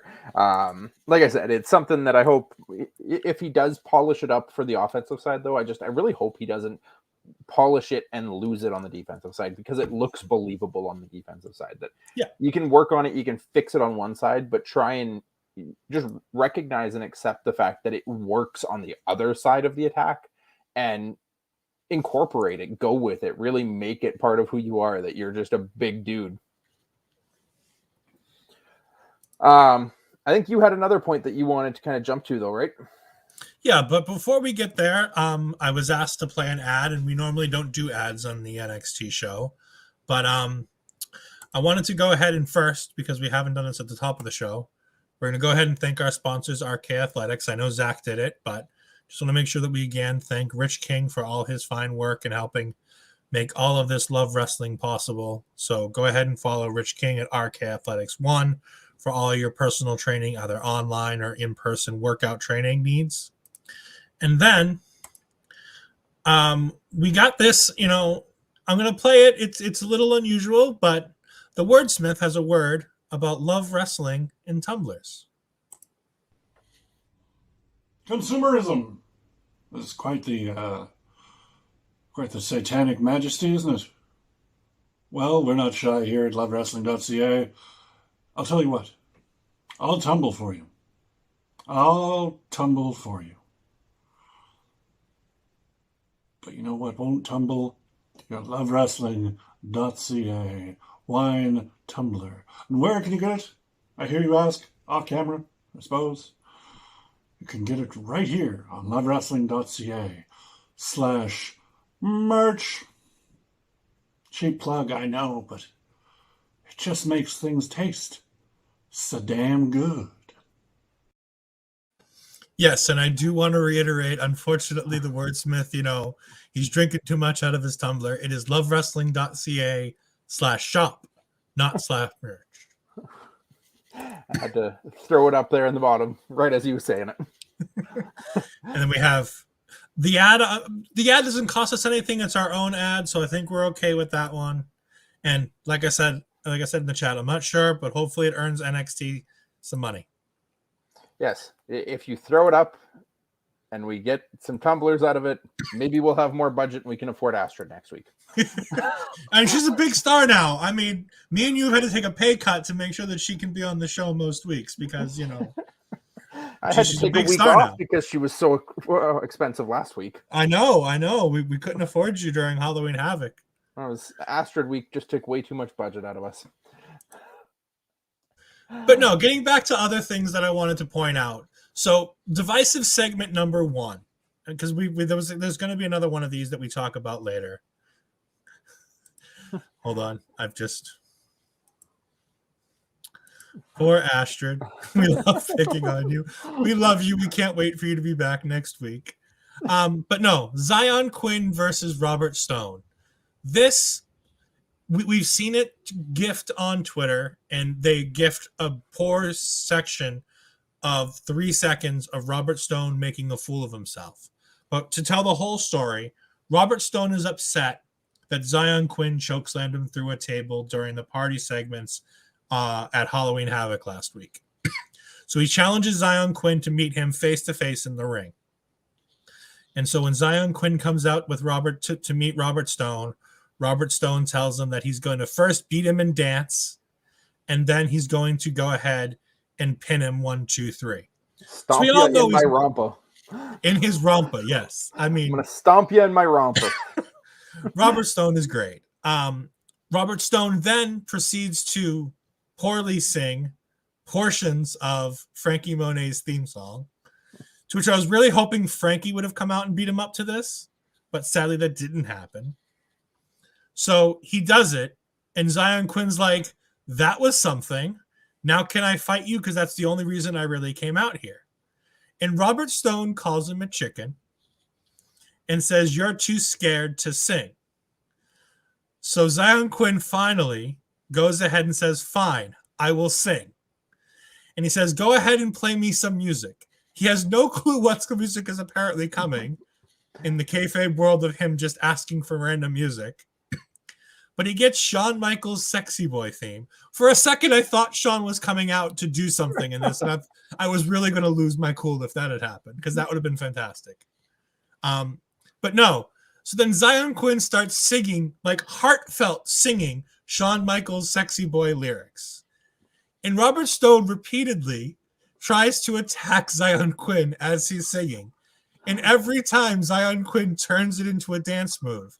At one point, he had him dipped like a tango. He twirled him with a dip to avoid a clothesline. He lifted him up in the air like the Dirty Dancing pose. Yeah. Oh, it was so good. It was so good. And Zion Quinn, he's not a half bad singer. Like, I think he honestly sang better than Robert Stone to begin with. Yeah. And so then Stone gets upset, and Zion Quinn says, all right, enough of this. So they stop the singing portion, and they ring the bell. And Zion Quinn quickly destroys him with a bunch of power moves. Hits his finish, and Robert Stone gets pinned for 3. In my mind, this is a home run of the segment, because you've fleshed out some more things that we didn't know about Zion Quinn. 1, he's got a sense of humor. 2, he can sing. You don't necessarily need to develop those fully, but it gives us more of a thing than just him being this random badass. Yeah. It also fleshes out Robert a little bit, that for the most part, we've just seen Robert as being the goofy manager that doesn't get involved in a lot, getting chased around by Shotzi and Ember with the tank, getting like shut up by Frankie Monet a lot of the time. He hasn't really been a feature, more of just, everybody else's lackey. And this puts him a little bit more in a spotlight. Sure, it's a spotlight where he's getting squashed and destroyed and embarrassed, but still a spotlight for him at the end of the day. The part where at the end, where Zion said, okay, that's enough, and they actually went into the match, though, was Robert finally managed to connect when he slapped him in the face. He kept missing all of these moves, and he finally just gives up and just slaps him right across the face. And Zion stops singing and just looks at him as the crowd starts chanting, you effed up. Yep. And then just destroys him, just absolutely destroys him. Absolutely butchered Frankie Monet's theme. Like, I definitely thought Frankie should be coming out and being like, hey, just stop right now. You can't sing. But I do love the kind of, again, another little subtle touch that for the smart fans, we know that HBK is the guy behind the scenes running the show right now. So when Zion says, just play me some music, I'm just picturing HBK back there like, hey, give him my music. It's also a song that most wrestlers probably know the theme, at least most of it, by heart. Yeah. Like, everybody knows the first verse chorus of the song. Like, you get a little lost as you keep going, but you know the beginnings. You can get through the beginning. Yeah. No, it was good. I took a lot of issue with, the toxicity of the Twitter world. And, maybe it's on the NXT PR guy for putting that up there in the first place as just a 3-minute segment like that, where it really makes the show look dumb. Mm-hmm. But at the same time, everybody jumping on it and focusing, like, why would I tune in? Why would I watch this show if this is what I'm going to see? Literally, it was less than a 2-minute match and promo, I think, all in all, when it was all said and done. It was fun. It gave us some advancement to Zion Quinn's character. He still came out to his own entrance music and his own haka dance in the ring. had some fun, beat up Robert Strone, heads to the back, and then gets the crossover with Legato and Elektra, where Elektra kind of sees him coming like, that was new. I'm intrigued. And then they go on their own ways. Again, another one of those brief little crossovers where this could lead to something more. And it serves a purpose. Yeah, I was going to say, my thing with this, the thing that got me the most excited is I instantly started fantasy booking around this. And what if there's a point where you want Elektra to take over Legado del Fantasma? Yeah. And they go ahead and they kick out Santos and they bring in Zion Quinn as the heater of the group. You let Elektra be the head of the family. You have the tag team around her, and then you have the badass who can just beat up people with Zion Quinn standing there and backing her up. Yeah. And then you can turn. She just breaks away. You know, if we get to a point where Legato is called up to the main roster, but Elektra is left behind, you could just have Elektra and Zion as a 2-person team, like him as her heater or her as his heater, one of the two. Yeah. I love the idea that they left that open, and you can immediately go in different directions, and all because of the fact that he had an interesting segment where he sang and shown her something that she hadn't seen before. And like the NXT crowd, and she's basically what WWE is trying to tell us how we should feel about this segment is, oh, that was something new. That was something different. We should be paying attention to you. Yeah, absolutely. We could jump back to the start and just kind of cut through everything if we want, or is there anything else you want to kind of? Everything else is kind of. There's one more segment that we need to talk about, but we can talk about it as they come up. Okay. Because it was a multiple part segments. I'm not even certain I know which one you're talking about there. So that would be Duke's Poker Room. Oh, okay. I enjoyed, but we'll get there. I loved it. Actually, let's go with that because it was something dispersed throughout the evening. Let's focus on all of it first, and then we'll jump through the show. Otherwise, we got start of the show fairly early on. We got the start of the poker room segments where Duke is in there kind of dominating the table. He defeats or knocks out one of the other players, which opens up a chair. And picking up from last week's Halloween party, we have Cameron Grimes show up and slide into that chair. Duke trying to show him up, says, it's a $500 buy-in, to which Cameron Grimes just starts throwing money on the table. And then talking up the girl beside him at the table, maybe working on some of what Grayson's been teaching him, I'm not sure, but trying to be a ladies' man while he's playing poker.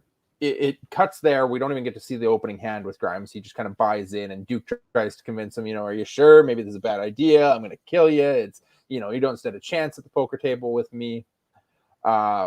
Little later on in the show, we get another segment with it where Grimes isn't even paying attention to what's going on. He makes it look like he's not even interested, has no clue what he's doing. He's just getting lucky, and it's really frustrating Duke Hudson that he's like, how are you doing this? You don't even know how to play or what you're doing, but he keeps losing, or Grimes keeps winning and knocking out all of the other players around the table. That this segment ends up finishing with basically it's Grimes and Hudson going heads up at the table, just the two of them. And then we finish later in the night with them with Grimes ends up, full poker face on him.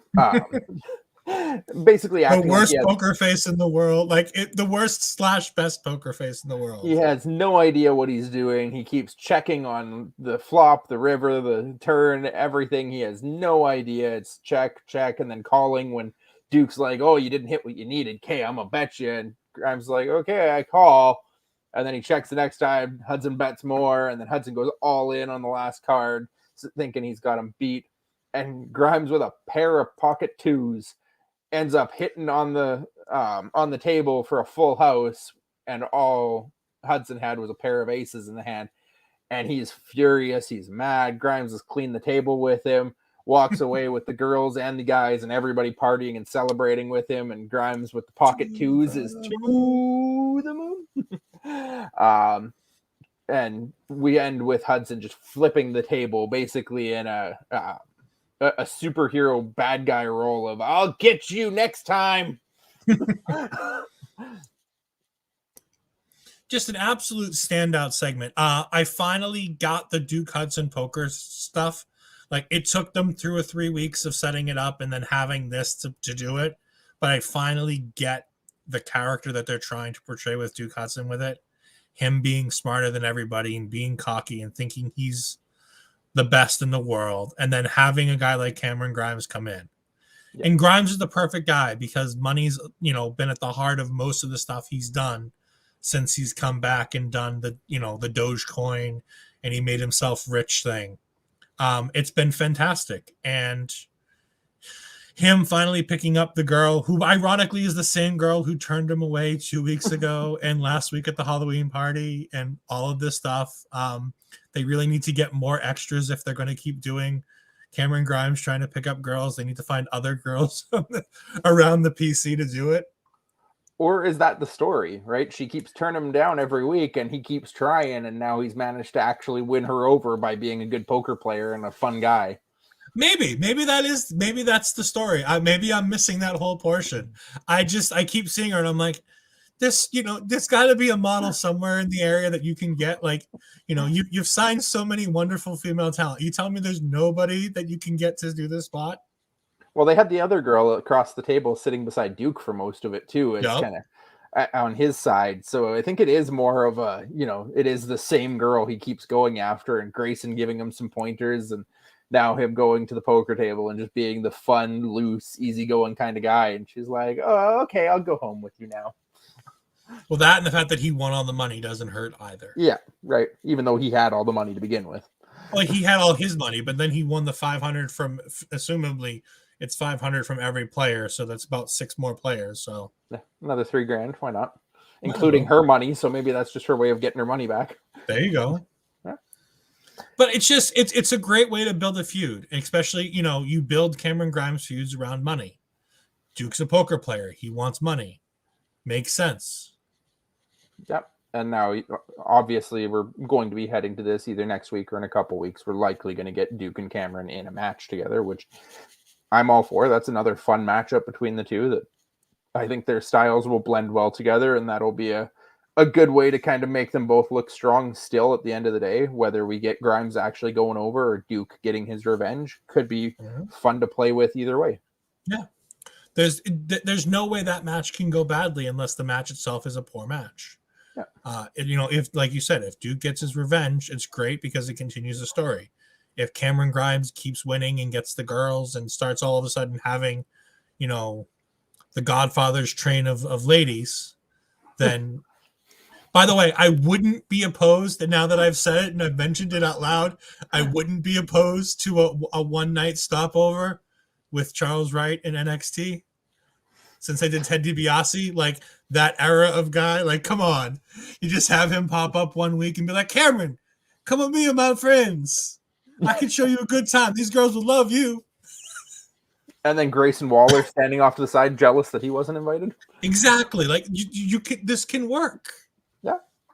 There's so much fun with what they're doing in NXT. Really. Like, I'm going to keep repeating it every single week that everything they're doing, it has so much entertainment value and so much fun behind it that it doesn't need to be a top tier wrestling show. You can get that elsewhere. Impact is doing a great job. AEW is doing a great job. You can go to New Japan for pure wrestling. NXT is doing what they do well. Yep. They're catering to the people they have. And by the way, the name of the company is WWE. Like, yes, there's wrestling involved and they have some of the best in the world. But guess what? That last letter is for entertainment.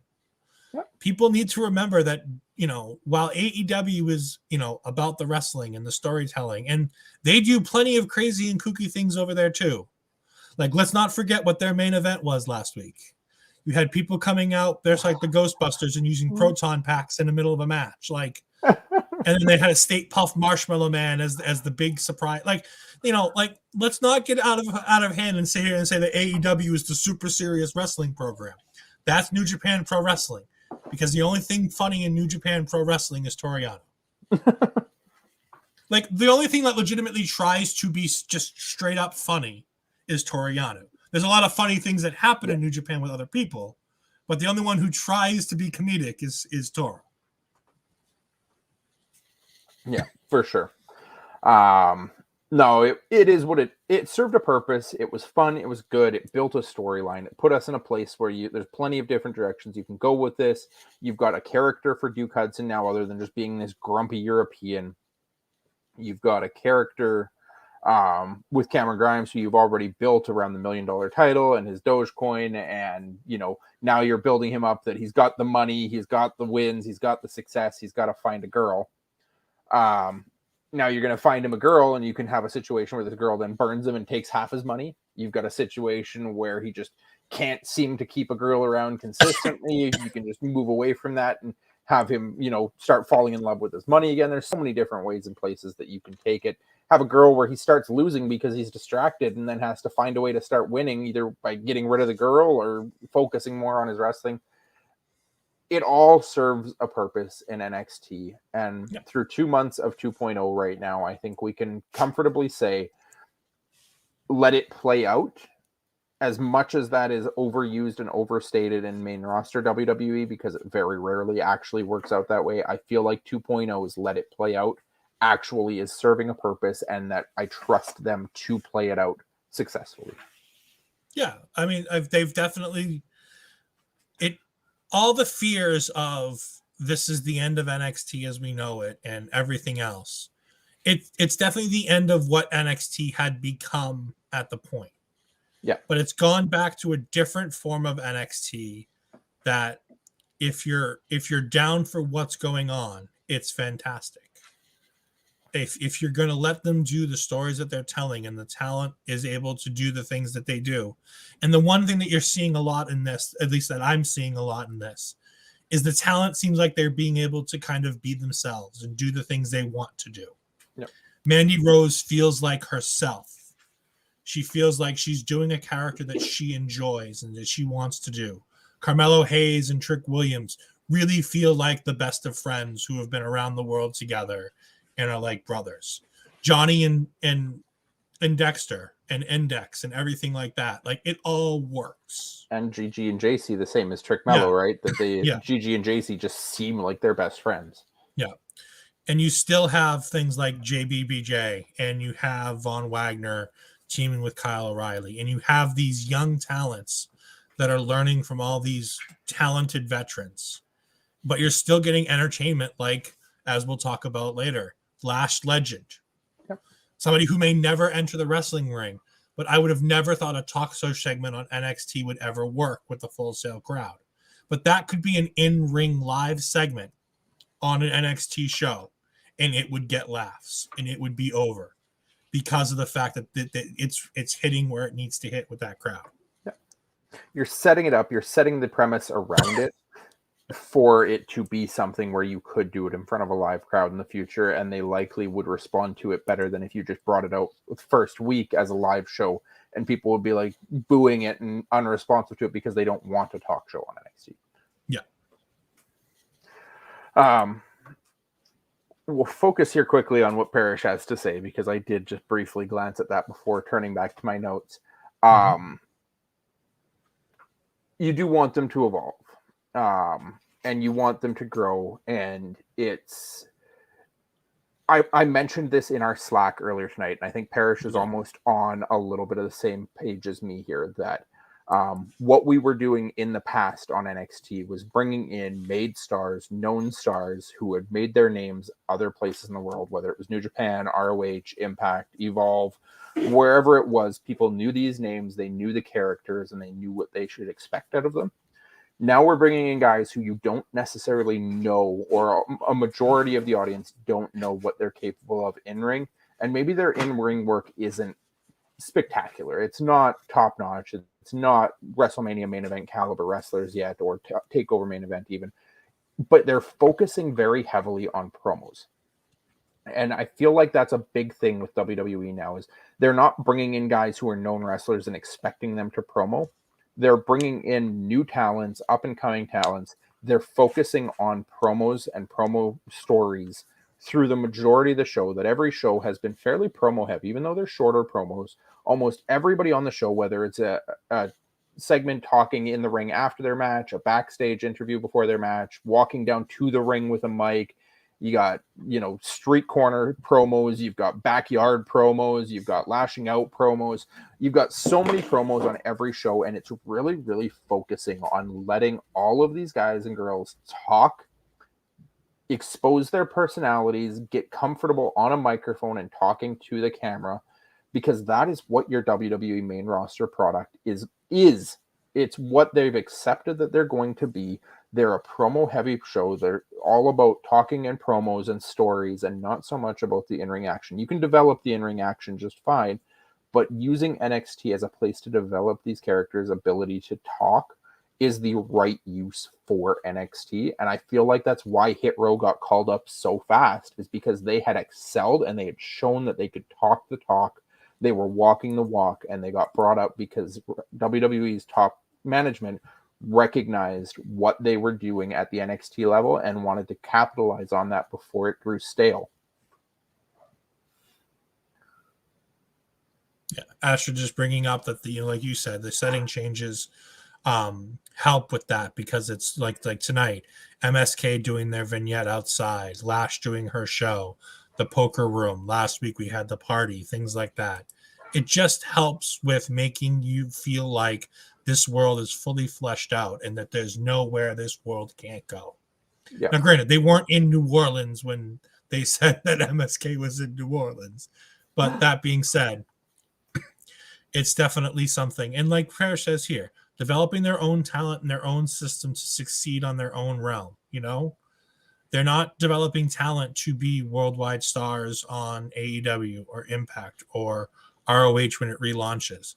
They're developing stars who can work in the WWE mold. And the WWE mold is entertainment. Can you be entertaining? Can you cut a promo? Can you learn how to cut a backstage promo? Can you host a TV show? Can you do a party segment? All the things that you're going to find on the main roster, you're slowly starting to see them seep into NXT. But NXT is still doing them in a way that makes it make sense in developing characters and developing storylines, whereas the main roster sometimes just does it to do it. Yeah, and NXT always was like a minor league team training to get to the major leagues, but I feel like they were training in the wrong areas. A lot of the time it felt like they were training them, like back when you had Dusty could teach them how to talk backstage, but you still didn't get a ton of talking segments throughout the show. You got short little talking segments here and there, but not to the extent we're getting now. And it was a lot more focused on putting on quality wrestling matches with a bit of talking in between, which didn't really train them well to move up to the main roster where they would be expected to talk, and maybe wrestle once in a while. Mm-hmm. Just want to bring up what Paris says. The Hit Row is a popular faction that SmackDown needed if the New Day wasn't going there. He's agreeing with you to a point, but it's also I agree. There was definitely a reason and a purpose for it, but I think that move was a lot easier to make because they recognized how strong Hit Row had been doing promo wise, that they would be able to hold their own on the main roster. Maybe it was a move that was happening either way, but I feel like what they're training and what they're doing with the promos in NXT right now, they didn't really need Hit Row to be there for a lot longer because they could already talk the talk. Yeah. Okay, you touched on it a little bit. Let's jump back to the start. Mandy Rose, take it away. What did Mandy Rose say? She didn't say, she said a lot without saying much of anything. She talked about how her and Toxic Attraction, won the titles, how she's a woman of her word. The crowd had a really good dueling chants at one point where they were going, "You deserve it." And then you hear the other half of the crowd going, "No, you don't." It was a great little divide. And Mandy goes ahead and goes and puts, herself over by going to the fans. "Oh, I know I deserve it. I don't need to hear it from you." She's been really good at finding ways to tell the crowd to shut up. Really good at it lately. That being said, yes, I was going to say, Cody brought this up in the chat. Did she say she honey? said I don't honey remember. I don't remember her saying it. It must have slipped my mind. Selective memory. The one thing I will notice, I took one line out of this and I thought it was weird editing by WWE's part, and I didn't know why they drew the line where they did. So she goes ahead and she talks about how she says, "I'm the baddest bitch on the block, and I'm goddamn right." And I'm like, they edited the word damn. Like the bleep came in for damn, not for bitch, not for God, but on damn. And I'm like, so we're going to let them say bitch, but we're not going to let them say GD. Like, really? That seems like a weird line to like draw in the sand. They just reached their quota on swear words. They let the first 2 go, but number 3 was too many. But no, she cuts a typical, as I said in the Slack chat, she cut a basic typical heel promo. She won a title. She celebrates. She, talks about how great she is. She says that nobody's ready for her, that nobody's on her level. Out comes Io Shirai, and Io Shirai wants a match with her now. I'm sorry. Before that, she had said, "Oh, I'm not flanked by my girls," because Gigi and JC weren't there. And so she was like, "Well, where are they?" And they flashed to a video of her on the Titantron of Toxic Attraction slamming Zoe Stark's leg in a locker and taking out Zoe Stark, which sets up when Mandy's talking about, there's nobody here to challenge me. I'm the best. Nobody's going to want to challenge me. Out comes Io Shirai. They get into a fight. Toxic Attraction makes it 3-on-1. Io keeps trying to fight her way out, but eventually gets overcome. Out comes Casey and Casey squared. And, all hell breaks loose. They break into it, both teams separate. And we get, later on in the night, we get it made that it's going to be Casey and Io versus all of Toxic Attraction in a 6-woman tag next week. Yeah. Interesting segment. Definitely sets up. I feel like Io is probably going to be the first challenger for Mandy's title now. Strong way to take Zoe Stark out of the picture. Like Astrid says, I was just about to get there. The line Io says as she came down to the ring, "I don't like Zoe, but I like you even less." Yeah. Which, I guess that's a means for, coming to her partner's defense to some extent is, I like you less than I like my partner, so I'm going to come wrestle you now. It was a fun little back and forth exchange when she comes in and tries threatening Mandy, and Mandy tried to, play it off that I'm not scared of you. You're not that big and bad anymore now that I'm here. Not necessarily being a full cowardly heel, but still kind of backing off on Io. Mm-hmm. The Casey squared save was a little unexpected. They weren't who I expected to be coming out to make that save there, but it makes sense since they've had, a lot of problems with Toxic Attraction since they debuted. Yeah. Caden Carter, though, with that move where they first showed up and jumping off the rope, that scared me a little bit. I forget if it was Gigi or JC that she jumped onto, but you had Io was on the ground right beside, and I'm pretty sure Caden landed on Io's leg, and I paid close attention to Io when she got back up, and luckily didn't look like she was showing any kind of limp or any problems there, but it was very much a situation where I was like, oh God, like, could you ruin that title feud before it even starts by taking out Io's leg? But lucky it didn't. It sets up what should be a fun six person. It sets up, new tag challengers and a new women's challenger for the 2 different women's titles going around in NXT now. And then the segment ends with Toxic Attraction leaving the ring and encountering Dakota Kai backstage. Yeah. And Dakota just briefly, touching on the end of that match from last week. Again, just a lot of crossover on this show tonight where Dakota looks at Mandy and Toxic Attraction and just, I didn't do it for you. I did it to end Raquel. Yeah. Just absolutely fantastic. It makes Dakota... It puts Dakota in her own little package. I wasn't sure if Toxic Attraction was going to try to like bring her in or something like that. Be like, oh, we love you. Thank you for helping us. It puts it into that right away with her saying, no, I don't want to be part of you. I didn't do this to help you. I did it for me. I did it to end Raquel. Yeah. I love that. It continues to set up the feud that we know is going to be coming, but it's just a nice little way of doing it. And again, ships passing in the night. Nothing happens in isolation. Yeah. So it's great seeing it on camera. A nice touch just following up on that from last week, because I know we talked about it last week, or you guys talked on Havoc and I was in comments for it, that, could it end up being Dakota joining them, and just clarifying that right off the bat that, when they approached her backstage, I thought it could be something where it teased a little less, or Mandy, offering her a spot if she wanted it or anything, and Dakota just right away shut it down. Like, no, I didn't do this for you. And then walked out on her entrance. Fantastic.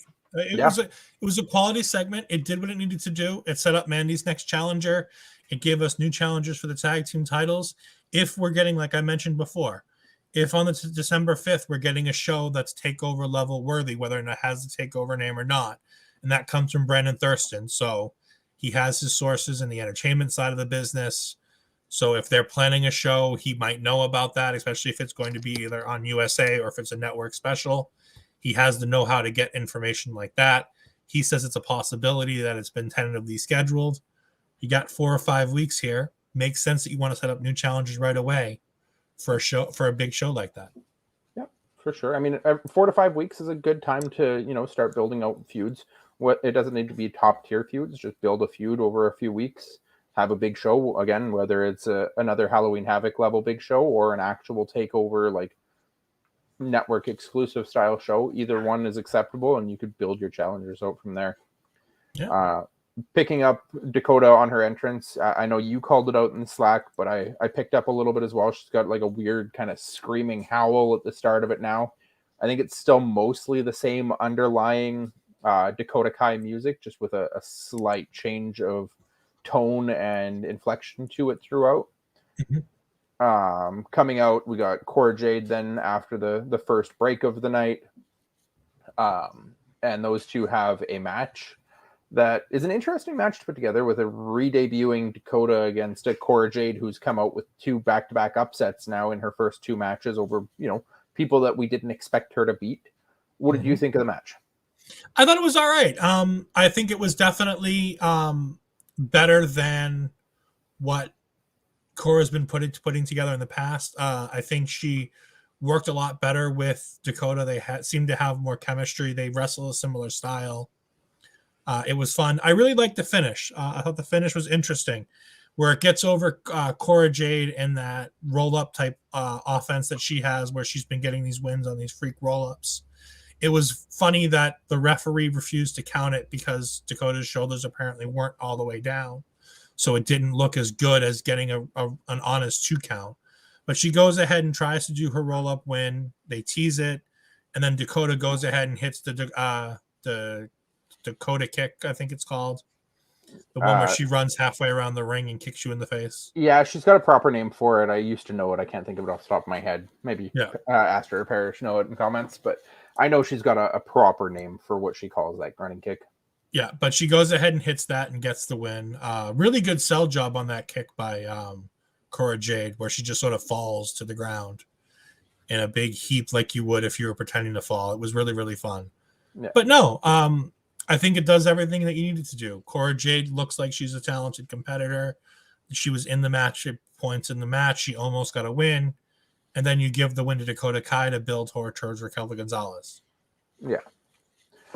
I also picked up on the roll up there at the end. I took it a little differently, though. I took it that the ref was refusing to count because Dakota was flailing so much, and I thought it was more of maybe Dakota had seen the last couple weeks and didn't want to get her legs down. She didn't want to get caught, so she was really doing like the arm flail like this and actually having her shoulders up, that she never completely got flat the way that Frankie or Elektra did when they got rolled up.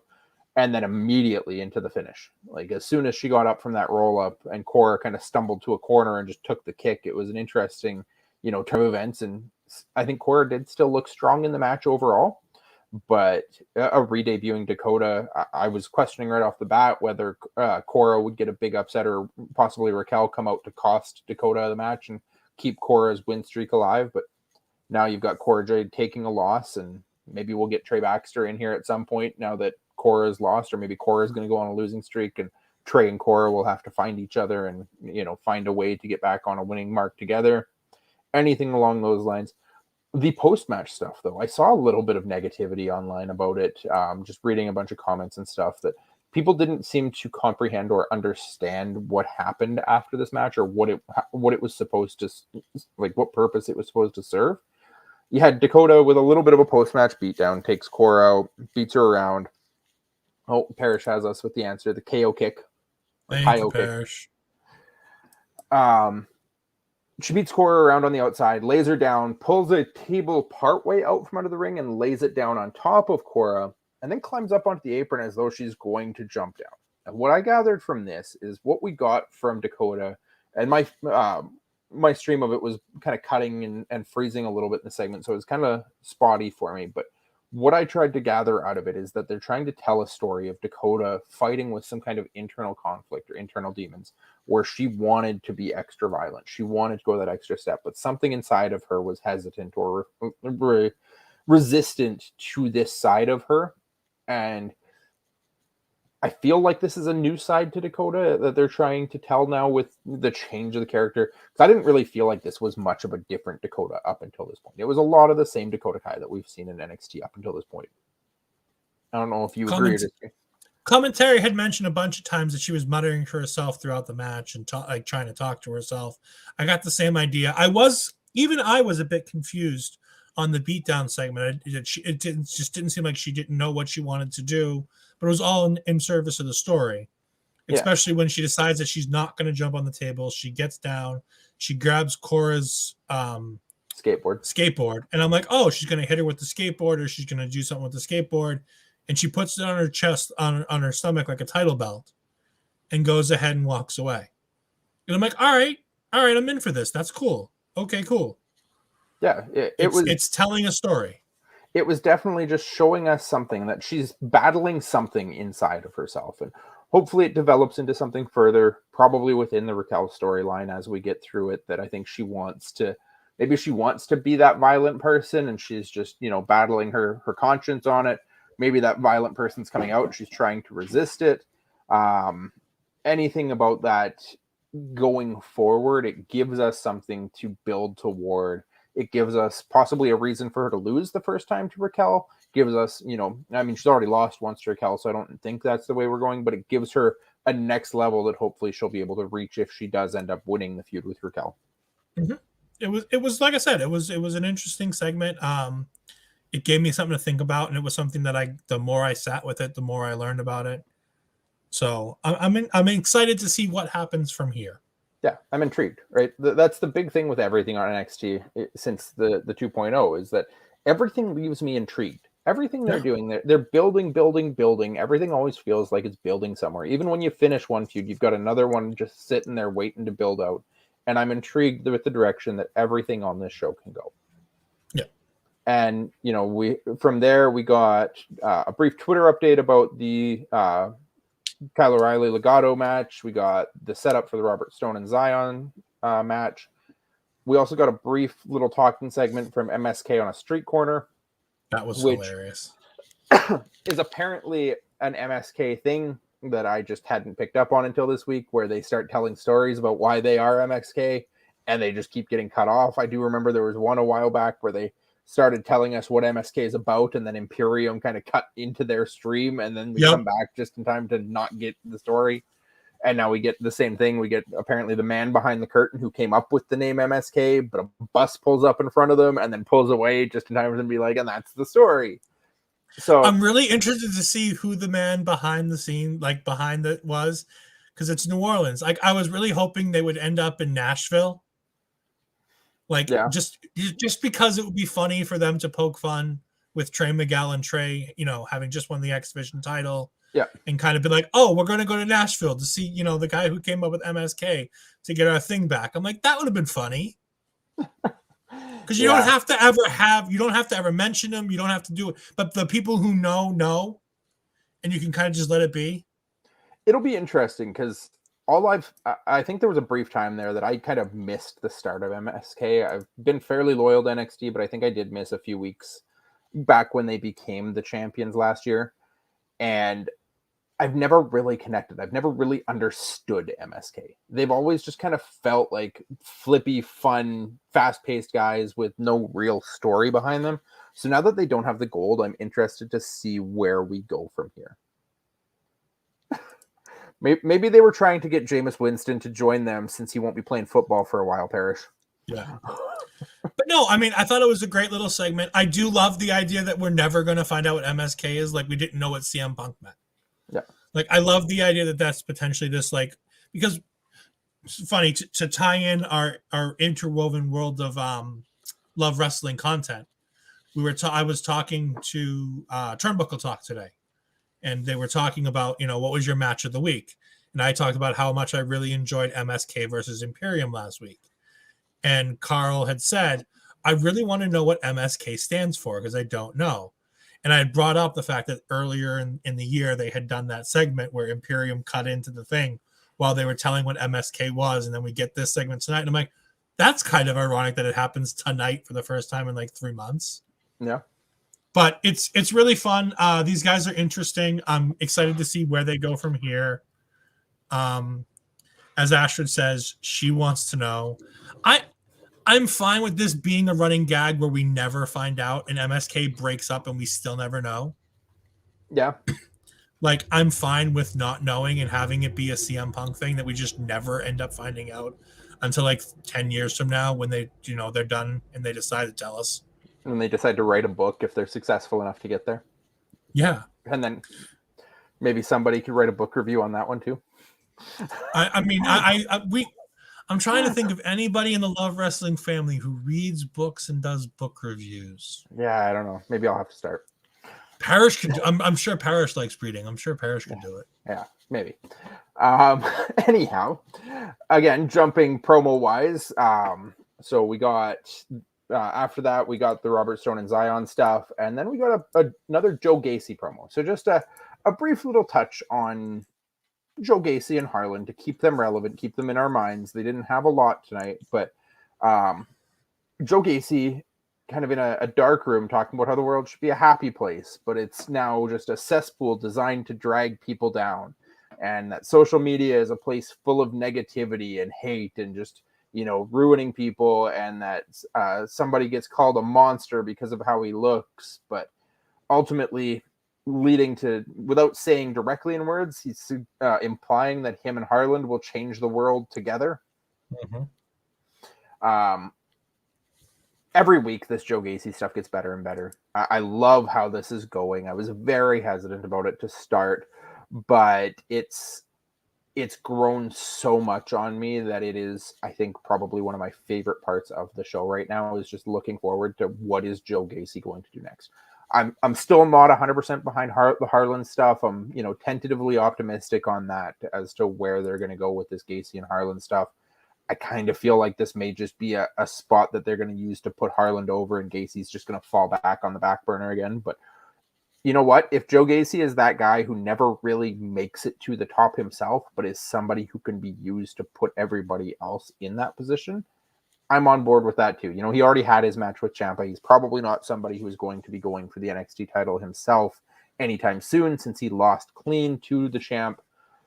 But at the end of the day, he's still somebody who's very important to the show and is somebody that I want to see every week on my TV screen. I love how you don't need to have him in the ring. You don't need to have him like doing an actual promo. You can have him doing these vignettes. Yeah. And telling a story like he did tonight. Tonight was a great story. Not only because it fits with his gimmick, but like we've said it, the toxicity and the negativity on social media. Like he really dialed into that and using that to kind of framework his own twisted logic into what he wants the world to be. And it's working. And we were so afraid when the first week, when they did this character, and then all of a sudden it got removed from everything. And we had a discussion in our Slack chat and we're like, crowd hates this. WWE says, wait, we got this. The talent says we want to do this, with Nikki Cross and then with Shane Thorne. And then all of a sudden it's like, no, media says this is bad and WWE pulls it. And we thought, oh my God, but they didn't. But we thought, remember that we had that half an hour in our Slack chat. We're all going off on how can WWE do this? How can they, cater down to the media and all that and not listen to the fans and give this a shot? And it was all just to work all the fans into a frenzy to want more Joe Gacy, to give us more Joe Gacy. And I think he's the only person who's had either a vignette or in-ring work every week of 2.0. Yep. He's possibly Breaker. I think Breaker possibly might have Braun Breaker. But yeah, other than that, it's touch and go with most of them. But everybody's been pretty consistent every week. Swerve Show with his wonderful weekly drop-in calling us all nerds. Of course, we were nerds, Swerve. No, it's been fun. It's threw us for a loop. It's worked us. It's given us weekly enjoyment. It's given us something to talk about. It's given everybody something to talk about. And the way they worked it off the start with the media coverage and polling stuff, it got people talking. And literally by doing that, pulling it, bringing it back, it's got people talking even more, because we all got worked so hard by it, thinking this is exactly something WWE would do to pull it because of poor media. And then they turn it around and turn it into one of the most enjoyable acts on the TV. Yep. There's been very few 2.0 acts that I've been like, oh no, I can't, like, now that I've turned the corner on Tony D'Angelo, and I was really late to turn that corner.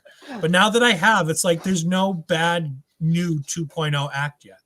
Yeah. Like, I mean, even Duke Hudson, who you were kind of hesitant on the poker stuff, now we turned the corner on that. Turned the corner. I'm like, all right, cool. I'm interested. Now I'm in. I get it. Yeah. It's all been good, both men and women wise. Like the Cora Jade stuff is still has a lot of room to grow, but it's still been enjoyable. We haven't seen Trey Baxter in a couple weeks now, but there's still something to come from that, I'm sure. I mentioned it with Astrid, like in our Slack chat a couple times between me and Astrid, but there's this little thing that I keep noticing between Cora Jade and Grayson Waller.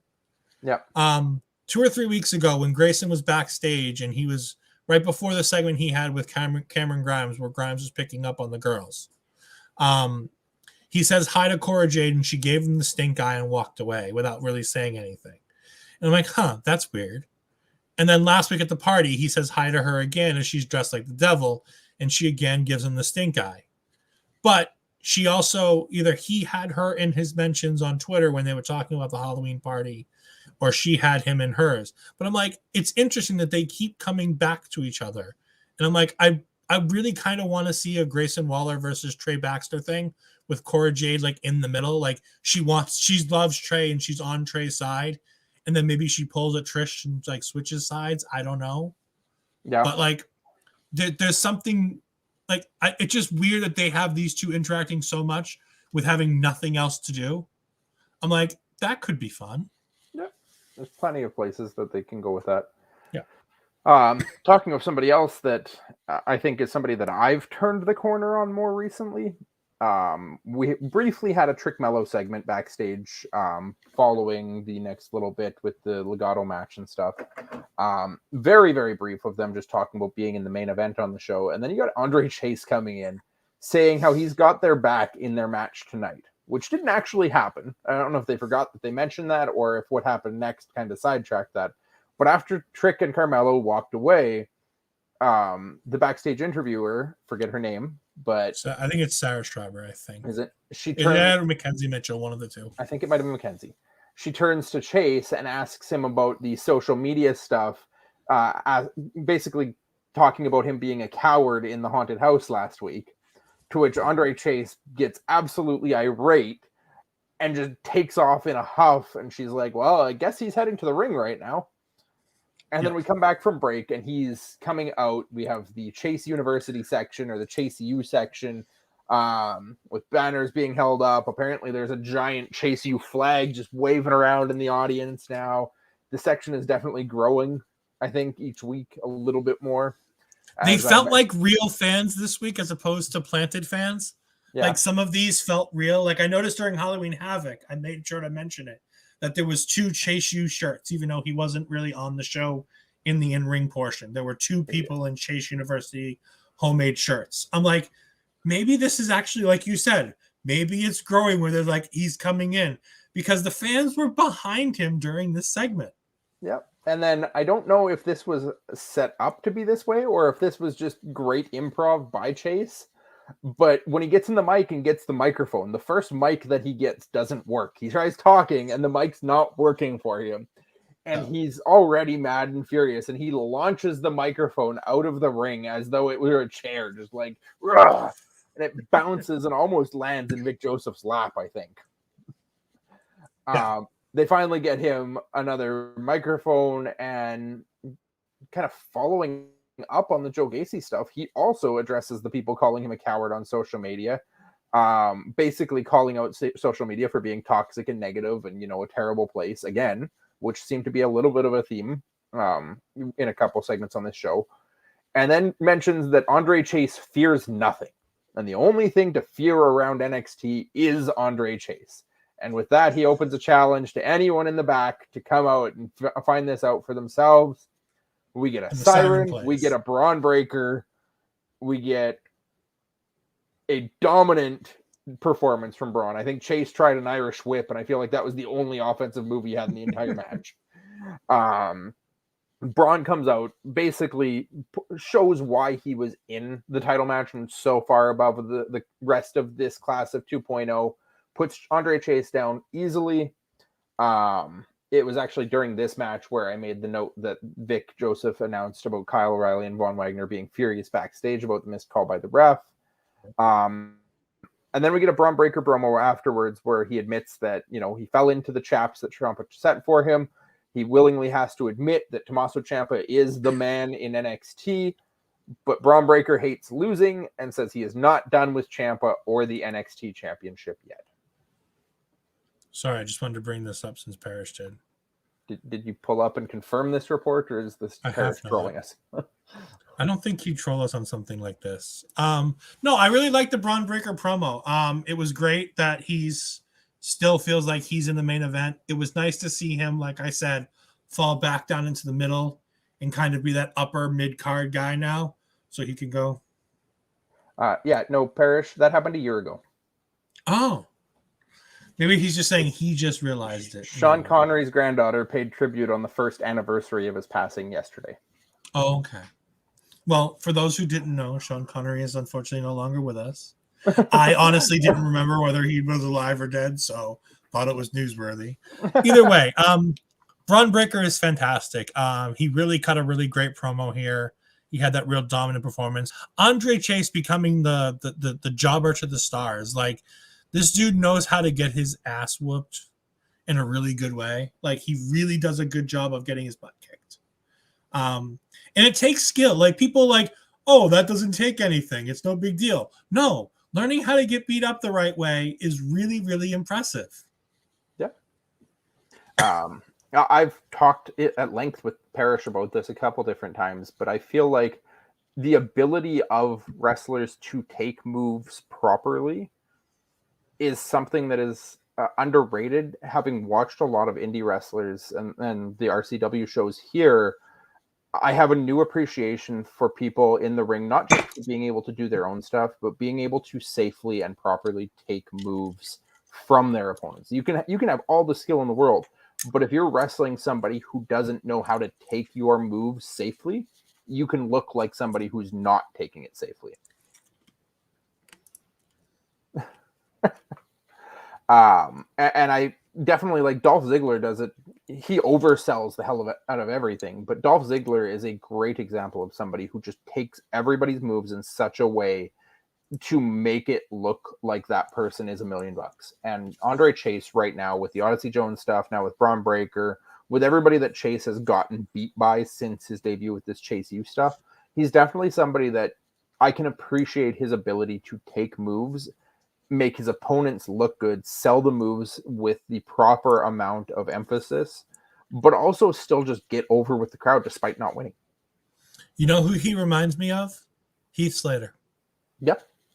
I think the gimmicks are totally different. They're in no way, shape, or form are the gimmicks the same.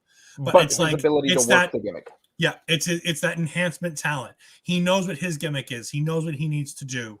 He knows how to make the best out of his opponent and go out there and be able to just take a beating, take every move the right way, and lose the match and not lose anything for himself. I mean, that's obviously true. You know, HBK was one of, with the Hogan match excluded and the Vader stuff not included, you know, HBK really did a great job in the ring of selling when he needed to and not going overboard. And I mean, Dolph is basically HBK with a little bit more extra on the selling side. But No, I mean, I love Chase. I thought he was great. Like you said, the segment with Chase Mello, Trick Mello, when they were like, "Dude, you're still alive?" Yeah. Like he's like, "You guys had my back," and they're like he missed their first line where they were like, "Dude, are you still like we thought we lost you last week," and he's like, "I've got your back, just like you guys had mine." Which is maybe why he wasn't out there for the main event, because he watched the promo back and realized he thought he died. Or he just got so focused on his own anger. Okay.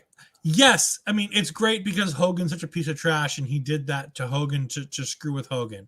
But if you're teaching kids how to sell, that's not the way you want to teach them. So that's why the Hogan match not included. I love that match. I think it's one of his best matches because I hate Hogan so much in the backstage crap that he pulls. Yeah. And, you know, Vader, yeah, but you got to be, as you can well admit, you have to be professional in the ring, and you can't be doing what Shawn did to Vader in the ring and consider yourself professional. Yeah, no, the Chase U stuff's fun. The Braun Breaker promo, I really appreciated that, you know, he didn't just move on and forget about the title. He cut a promo saying, you know what, I got to work on myself. Clearly my inexperience got to me. Tommaso was the man. He was the veteran. He laid all these traps and I fell into each and every one of them. But just know I'm coming. I'm not forgetting. I'm not moving past this. I'm going to step aside for a moment, but you're still in my sights, Tommaso. Yeah. And it keeps him looking strong. He comes back this week and he just dominates somebody else on the roster to make himself, you know, right back there as the guy who should be getting the title shots. He's not there yet. He clearly isn't on Tommaso's level, but it sets us up going forward that, you know, he might get a couple different feuds down the line. We haven't seen Pete Dunne for a few weeks now. So maybe we're headed to something where Pete could be in the picture here coming up soon. But it makes me care about Braun Breaker. So it's not just he went for the title, he lost the title, let's move on to the next challenger. It's okay, let's move to the next challenger for Tommaso, but what is Braun Breaker doing next? Yeah.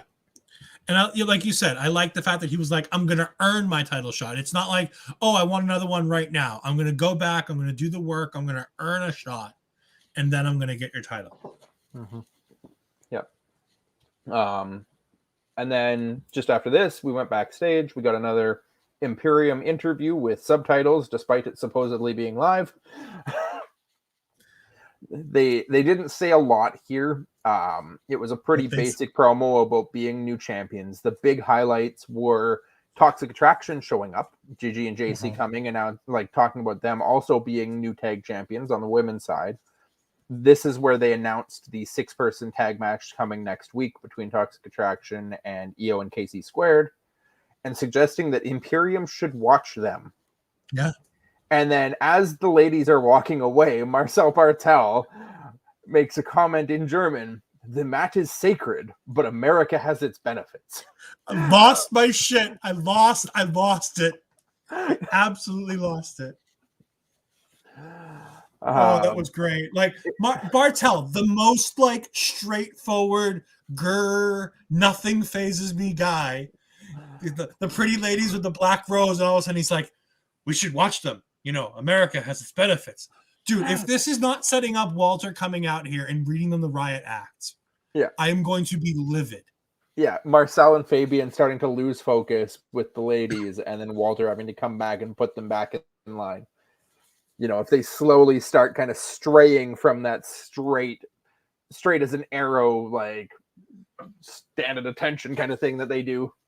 Mm-hmm. And they start straying from that, maybe aren't as firm, aren't as upright, aren't as, you know, straight back, and Walter has to come and kick them back into line and put them in shape. And it'll be great. I would absolutely love it. If all it is just it's a one-time thing where it starts a Toxic Attraction here, but you also, you know, it kind of makes sense. A Toxic Attraction would be, you know, appeal to champions. I do think it's funny. I wouldn't mind if this ends up with Trick Mello getting a shot at Imperium 2, because we've had Toxic Attraction do the same thing to Trick Mello backstage at one point. But again, it like we've talked about at length now in this show, everything intermingling. I never would have expected Gigi and JC to interrupt an Imperium promo. Like, what? But there's places to go with it. You've got nothing happens in a vacuum. You're not just in a backstage room with a black background being interviewed and nobody else is around to hear it. You've got people coming and intermingling and interrupting throughout all of these interviews. Everybody's all over the place that you can have anybody showing up at any time.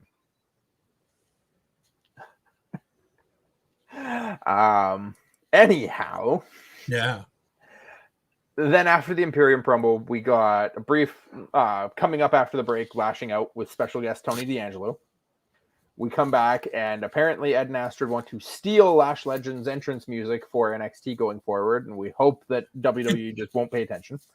I mean, it talks about spilling the tea and everything else. I'm like, oh my God, this would be fantastic. We should just steal this.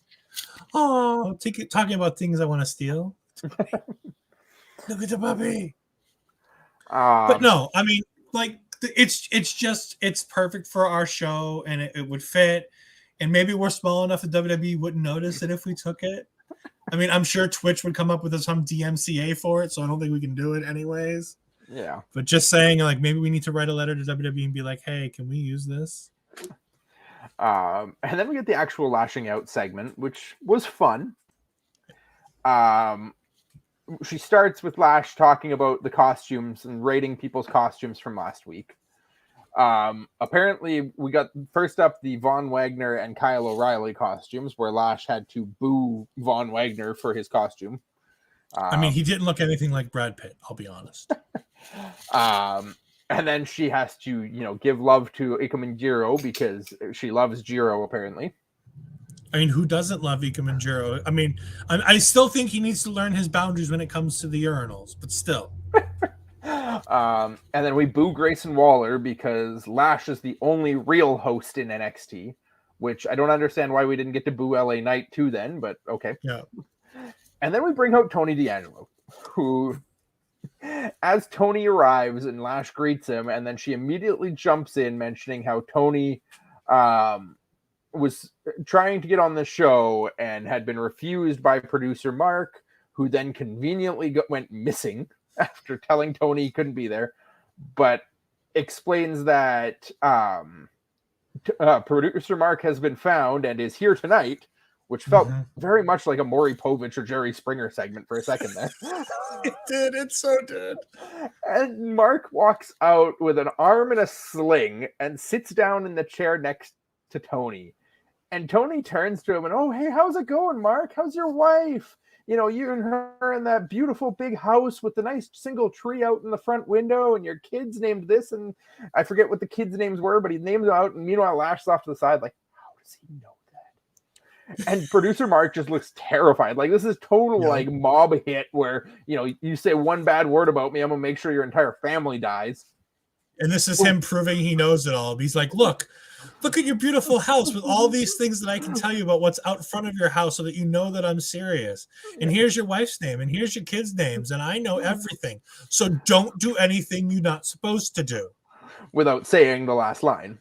But then Mark basically just says hi and then walks away. Hi, I'm okay. Everything's fine. All right, leave now. But then we get to the actual meat of this. Like, that was all fun. That's character building. It's Tony really, really playing up this mob boss angle, and I love it. I love it. I've loved it from the beginning. I know you were hesitant to start, but this is one that I was all in on. And now we get Tony. He calls out Dexter Lumis. He calls out Johnny Gargano, Pete Dunne, and Tommaso Ciampa as people that could get theirs. And then says it's time to end the show. Lash tries to tell him, no, this is my show.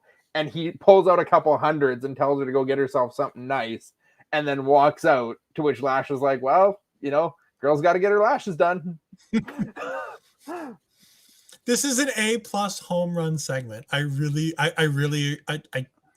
there's nothing bad about this. Lash Legend is great in the silly Wendy Williams style show that she runs. I'm excited that I noticed a couple of people that were in this segment were also in the poker segment. There's a couple of those people that got eliminated from the poker game that were in this segment too, which was nice. Tony D'Angelo is $1 million. I was so wrong. I couldn't have been more wrong.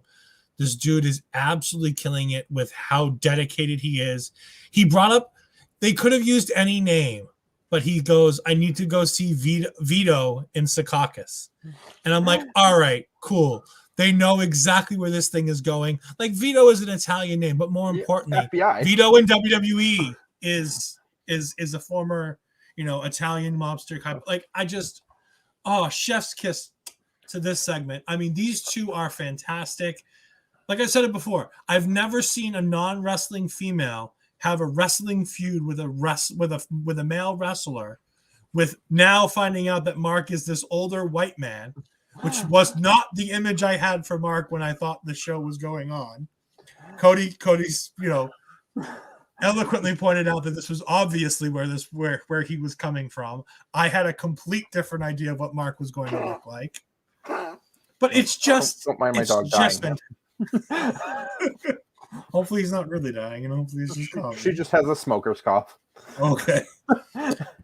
But no, like I mean, I don't know if Johnny the Bull is still with us. I really don't know. So I'll bring it up. I really hope that Johnny the Bull too. If he ever says like, "Oh, on Johnny's grave," and he does like one of those, I'd love it. If we get an FBI thing in here where all of a sudden like Lito Guido just makes an appearance in NXT, just like walking behind the frame or something, I'd be all in for something silly like that. Like, this is absolute perfection. This is full-blooded Italians done right.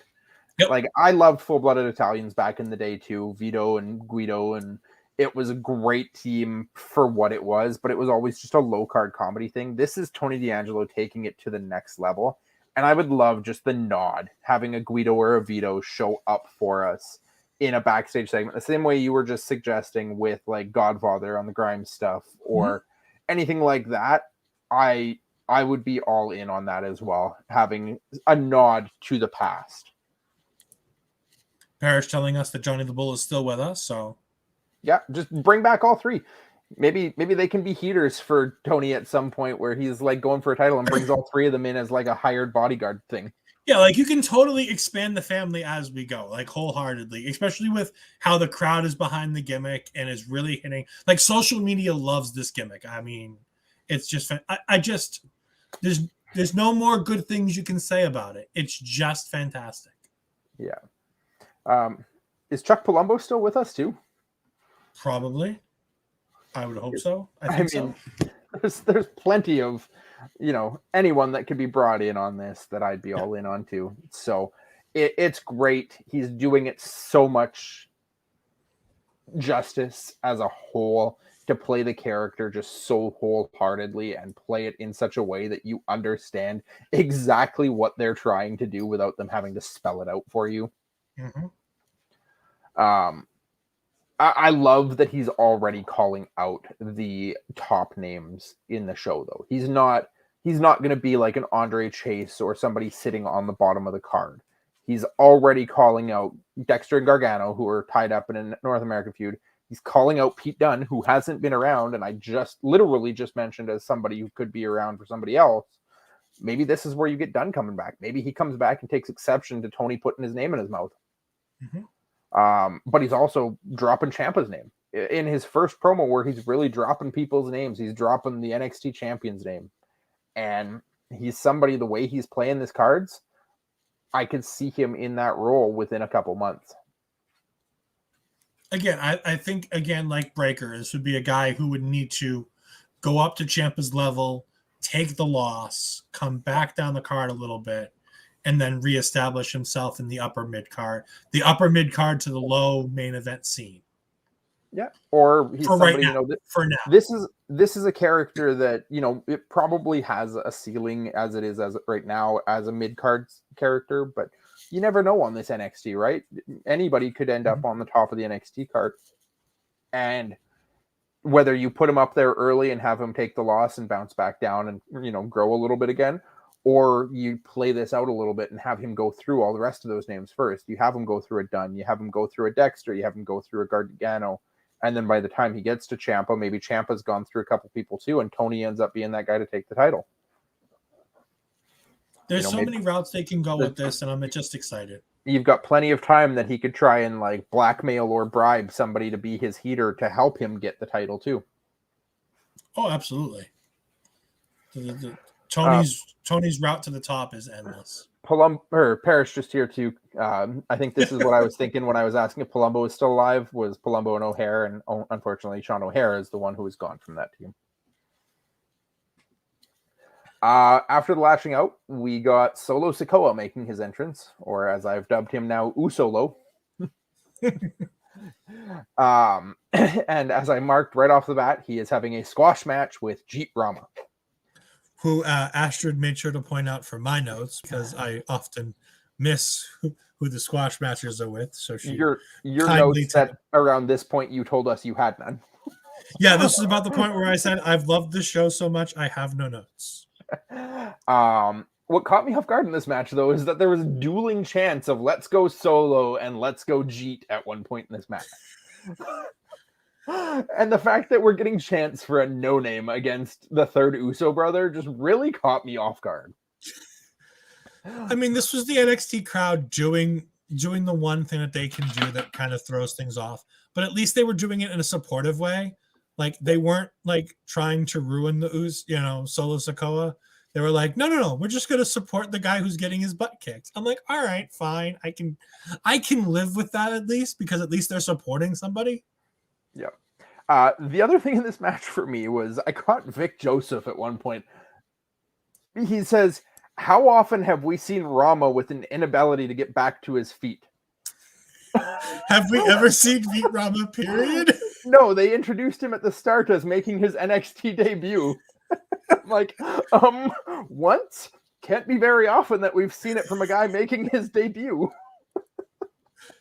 Like, okay, Vic Joseph, I think you got lost there. I think we got the SmackDown versus Raw Vic Joseph there for a moment. The one thing I noticed in this match, because there wasn't a lot to do, there were things that were brought up in this. They referenced him not being at the table and needing to get food for the table. And then they said that his family left him. And I thought that was very interesting and interesting, considering, like you said, he is the third Uso. He's the cousin to Roman Reigns. He's the cousin to The Rock. And as you said after the match, could Solo be the way that you deal with the bloodline story and ending that? And I suggested that, Roman brings him up to the main roster and he's like, "You're with us now. You're a bloodline. You're in our family. You are blood." And he goes, "Well, Roman, I like you and all, but, you and Jimmy and Jay, y'all left me behind on the island. You know who was on the island doing his thing and helping, support the family? This guy." And then out comes The Rock. And Solo Sikoa supports The Rock. And it starts to divide Jimmy and Jay to be like, that's our brother, like legitimately our brother. Like Roman's our cousin and he's our Us. But this is our brother. Like, don't we need to support him? And like you said, it could spell the end of the bloodline, because the Usos have already tagged in his a Twitter post that NXT posted last week when he debuted. They put just one thing, and it was a blood drop for the bloodline. So.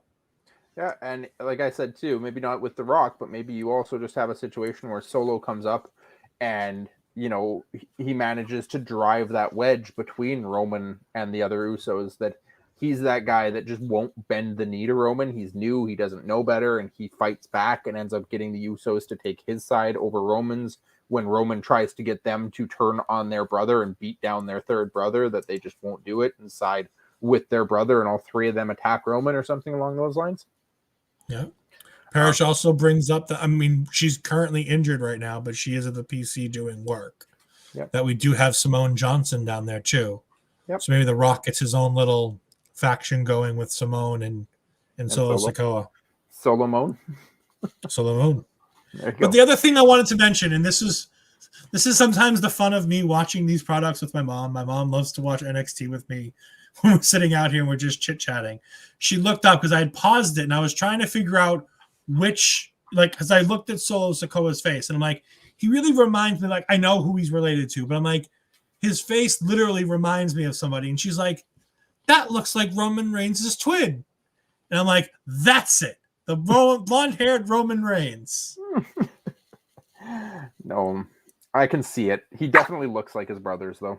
He does. Like, and that Uso splash that he does. They gave us a beautiful look at that splash tonight, too. They did. The slow-mo after the match, that was a head-on of it. It was so clean and so smooth how he hit that move. Possibly even better than Jimmy or Jay ever hits it. Oh, yeah. It's up there with Montez. I think Montez's is a little bit better because of the height that Montez gets, but I've never seen one as clean as the one that Solo did tonight. Yeah. So big ups to him, big ups to Jeet Rama for taking it so well. Yeah. We then had a JBBJ promo. First was the very brief Tian Sha. Where backstage Mei Ying sends out Boa by himself. There was no words exchanged. It was Boa coming into the room where Mei Ying was sitting in the chair, and she just basically waves him off, like "go without me" kind of look. Mm-hmm. To which Boa just leaves and heads his way down to the ring. And we got briefly at the ring LA Knight out at the commentary table, joining commentary and explaining that Grayson Waller is the one that's going to be facing Boa, and that's why he was out. And then it was after a commercial break where we came back and we got the JBBJ promo before going into that match of them. Basically, I think they were supposed to be in their own backyards grilling steaks on their barbecues at the same time.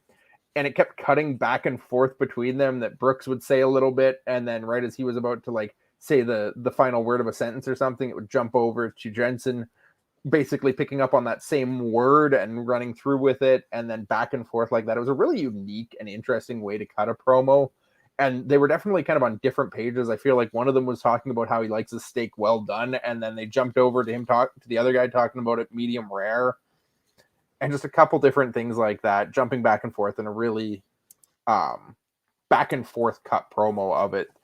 Really cool look at them. Unique way to cut a promo. Fun way to introduce a little bit more character to the two of them. That isn't necessarily them as a team, and that's always fun. And yes, Astrid, I do remember your comment that you threw up in the moment that they were finishing each other's sandwiches. These guys are great. They've grown on me. Like I thought they were kind of thrown together to begin their partnership, but they've really done a lot of work going back and making them feel like a big deal and making them feel like a team and making them feel like they get along and they're the same kind of guys and they want to do it.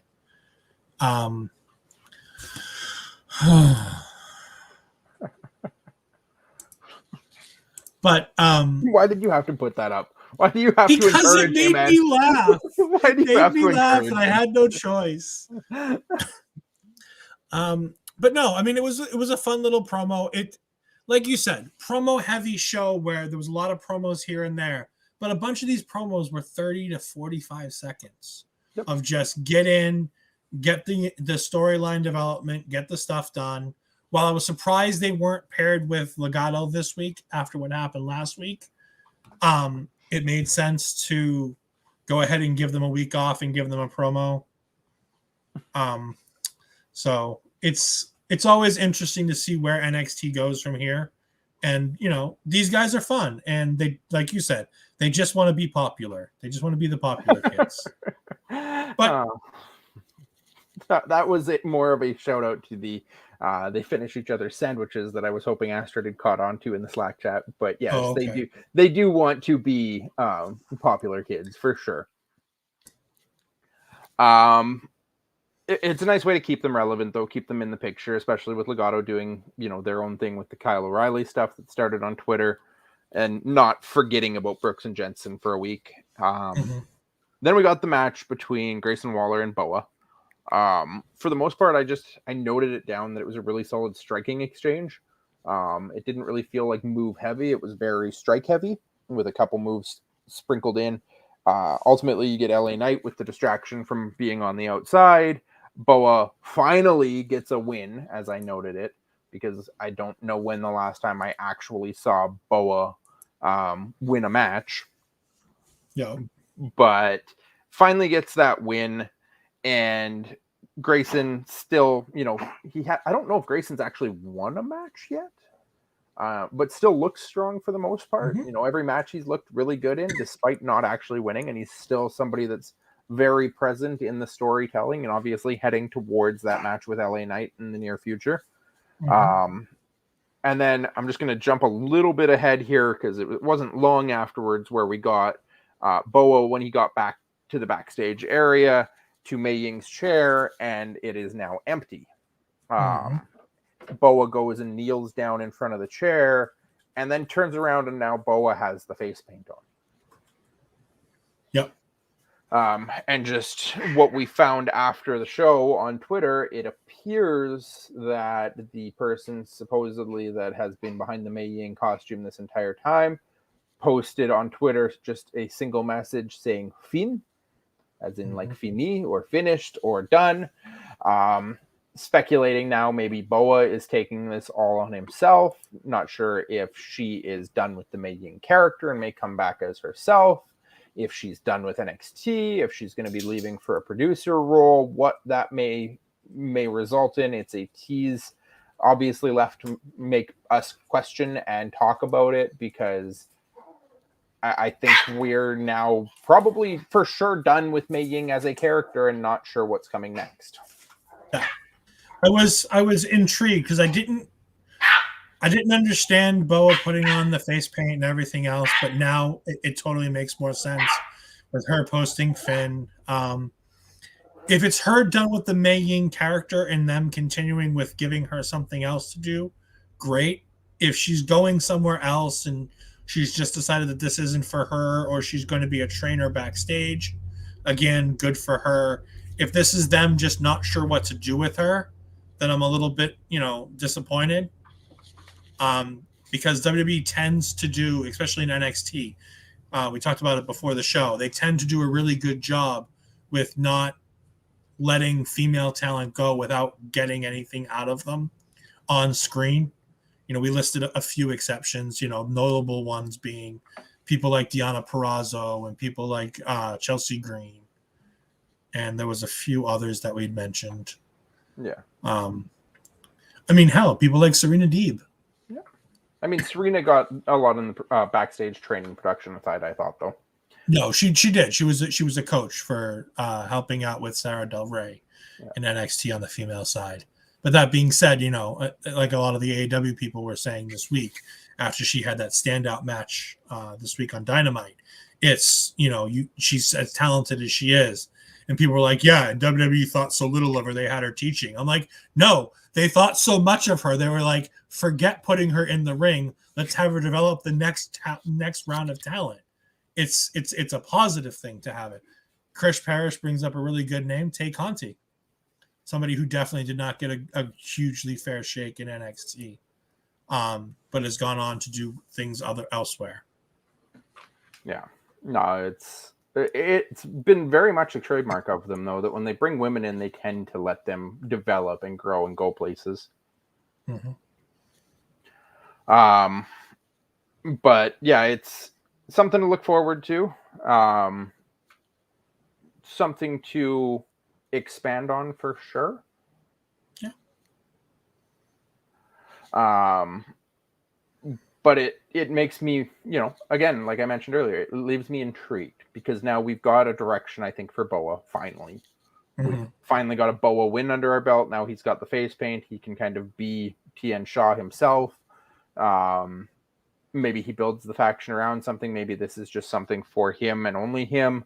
And then you've got now, where does Karen Q end up? Is she going somewhere else? Is she going to wrestle as Karen Q? Is she going to have new characters? Is she going to produce? Is she done wrestling? Where are we headed with that? And so lots of different directions to take from it. Yeah. I'm excited to see what goes on from here. If Karen's done with WWE, the best for her and all her future endeavors and wherever she goes next and whatever she decides to do, good for her. If she's staying with the company and doing other things, then I'm excited to see what she can pass along because she's an incredibly knowledgeable person and she'll bring a new side of whether it be culture and or just in-ring talent. It'll be another voice and another different voice backstage for NXT. Yeah. Yeah, I mean, if that's what she wants and where she'd like to go with her career is more on the training and production side, then great for her, right? You know, she did a lot with the training of Xylee and Boa now for the last little while. So if it's something she wants to start training a lot more people, then I look forward to seeing what she can do with another group of trainees besides what she's already done for Xylee. Yeah.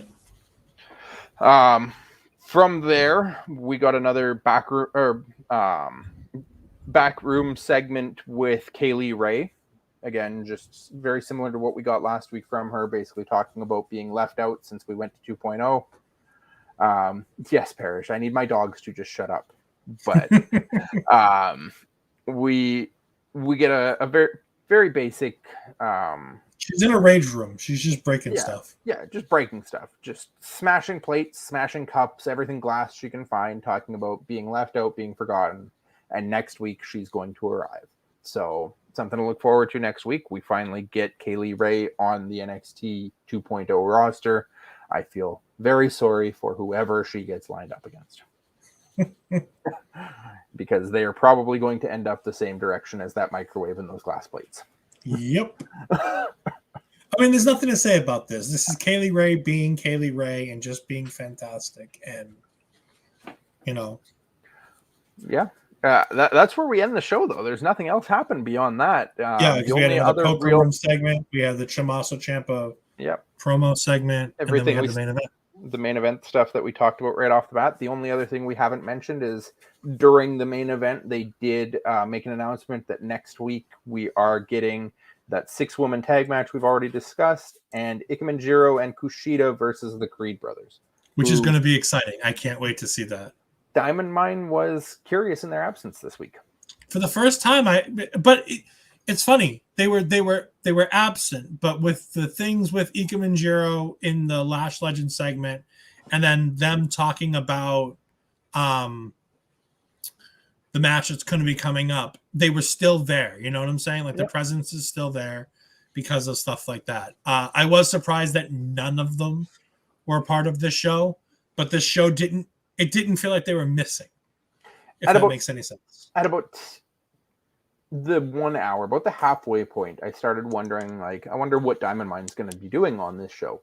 Yeah. And then I never really thought about it again until the main event when they mentioned the match for next week. I was like, oh, right. We didn't get any Diamond Mine this week. Yeah. So it wasn't really that I was oblivious to their absence per se. It crossed my mind, but then I didn't think about it again until the end of the show. Like, oh, wait, they never did make it on the show. Yeah. But, you know, not everybody can be on every show. It's good to have a week away. You know, absence makes the heart grow fonder and that fun stuff that places to go with it. You don't have to be there. You can grow the story without actually needing to be on the show. Yeah. And like, you know, like we said, you know, they were still, you know, their storyline was touched on. It's not like a forgotten thing. Like, you know, so many times in WWE, they'll start a storyline, forget it, and move on. And we'll never see it again, or we'll go 6 weeks without seeing it. I mean, I like the fact that at least they were brought up. You know, we have a progression of this story. We know they're going to be there next week, so it's something exciting to look forward to next week. Yeah, no, for sure. Overall, though, very promo heavy, but like we said, it feels like that's kind of the focus of the 2.0 brand now is, you know, helping all of these up and coming stars develop and work on their promo work and get comfortable talking in front of the camera, whether that be in the live, like in the ring live, walking down to the ring after the match, backstage interviews. What have we got so far? We've got, you know, in a gym, we've got on a street corner, we've got in a backyard, we've got the lashing out talk show segments, we've got standing on a pier next to a car with somebody in the trunk. We've like, they're finding different ways to cut unique promos while also still giving everybody in the roster the chance to get experience talking and developing their characters. And I think that's a big part of what WWE is going to be going forward, not just in NXT, but in a few years when these people start showing up on the main roster. It's going to be the guys and girls who can talk the talk and do well enough in the ring to hold their own. Yeah. I just want to, and along those lines, giving kudos to people like Jeremy Borash for being able to put talent in a place to be able to go on a location, whether it be on a location inside the CWC, or whether it be, like Astrid said, in downtown Florida, pretending it's New Orleans with MSK, or having Tony D'Angelo filming seemingly out by a river on a pier, or having, finding a classroom from Full Sail University and letting Andre Chase do his thing there, or the poker room for Duke's Poker Room. Everything feels unique to the character, and it goes back to things like Mustafa Ali when he was in his 205 Live heydays, where he was cutting the cell phone promos from his backyard or the arena or wherever he was and cutting those promos, to the Usos being backstage and them getting chain link fence in front of them and making it feel like they were in a prison cell in the Uso penitentiary. Just and giving Undisputed people Era in the stairwells. Undisputed Era in the stairwells. It's just like, you got to give Jeremy Borash credit for bringing in this ability to be able to teach all these people how to do that on different locations and making it all feel coherent to a WWE storyline. Yep. Like, just the timing and the setup that you would need for that MSK one too. Whether that was a real bus or a graphic or whatever, just being out there at a time where you can cut that promo from across the street. Maybe they had the street shut down, but I think there was still cars driving by occasionally until the bus kind of right in front of them. There's a lot of timing involved in like cutting your promo and speaking at the right rhythm and pacing to have that timing line up exactly with the bus cutting through too, right? Mm-hmm. And timing and just promo work and the ability to talk and the confidence in front of the camera and the ability to talk about yourself and explain, the exposition of your character to an audience in your talking is such a big, big part of the Raw and SmackDown programming. And it's really smart for them to actually start going this route, to start showing us early and developing these characters to be able to do this. And the guys, the more I think about it, the guys that went up to main roster and got forgotten about or didn't succeed on the main roster are guys that you didn't really get to see them do a lot of talking when they were in NXT. They were guys that came in, they wrestled well, they talked enough to connect with the NXT audience, and then wrestled well enough to win the title. But then they went up to the main roster and just could not hold their own in promo segments or didn't have enough character development to succeed on the main roster. And now we're getting these guys that are really, really going to have in-depth, deeply evolved character arcs that when they get called up, they will be believable, hopefully, to keep going with those character arcs or to take on a new character and just be able to own whatever character they're given. Absolutely. And it's more talent and more ability to develop talent that can do the WWE style for the years to come. And it's a great thing that they're doing, and it's fantastic. And it's why 2.0 can be so successful, even if it doesn't get ratings and even if it doesn't get viewers, is you're letting these talents loose on an open forum. And there's nothing bad that can happen. I made the comparison a couple weeks ago, and I'm going to stand by it fairly firmly until I'm proven otherwise, of this class being the strongest WWE development class since the Brock Lesnar John Cena class. Mm-hmm. That no one else, everyone, there have been a lot of strong people through NXT over the last decade or so. None of them hold a candle to that John Cena Brock Lesnar class until this one. I'm not saying this one's better than that class, but this is the best we've seen since that one. And it very well has at least the potential to exceed them if we continue at the pacing and the rate of advancement that they're going with it. So, yeah, like I said, it's just great that they've gotten this under control and they've gotten this under To an extent, Parrish. I mean, I'd honestly say that this NXT class even goes above and beyond that original NXT class, because really in that NXT class and that highest echelon of talent that you've got Sami Zayn and Tyler Breeze and Adrian Neville, and then Seth. everybody. What's that? Seth was in that initial one, wasn't he? Parrish is talking when all 3 Shield members and New Day and Harper and Rowan and Wyatt. I don't think that's quite. I mean, it's hard to say right now. I think this class will ultimately end up being better than that. It is fair that one is probably the second to that Brock Lesnar, Orton, Cena class. Yeah, and I think that you're also saying that this class is going to be better in WWE and not around the world, like, because you can talk about Pac being a success everywhere else. You can talk about, Moxley, the best to Moxley and his family from the statement that we saw from Tony Khan today, and hopefully his book sales are great, and hopefully he can get the help he needs. And if you haven't seen it, go read Tony Khan's latest one of Tony Khan's latest tweets, and you'll understand what I'm talking about. But, people like that, and Harper getting, major success elsewhere, and Parrish and Wyatt potentially getting success elsewhere.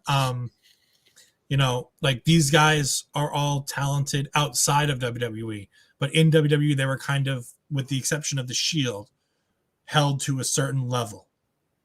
And I think that this class New Day, I guess, too. You had the Shield, and if you're counting Woods and Big E, like, you've got Big E finally at the top now. You've got Woods doing the King stuff that maybe Woods still has a fairly bright future. But this class, and I know it's a bold statement, and Parrish is saying we have to wait and see, but this is my bold statement that I do honestly believe that what we have seen from this class with Braun Breaker, Von Wagner, Tony D'Angelo, Joe Gacy, Andre Chase, Odyssey Jones, Carmelo Hayes, this class is ultimately going to be better than that Shield class.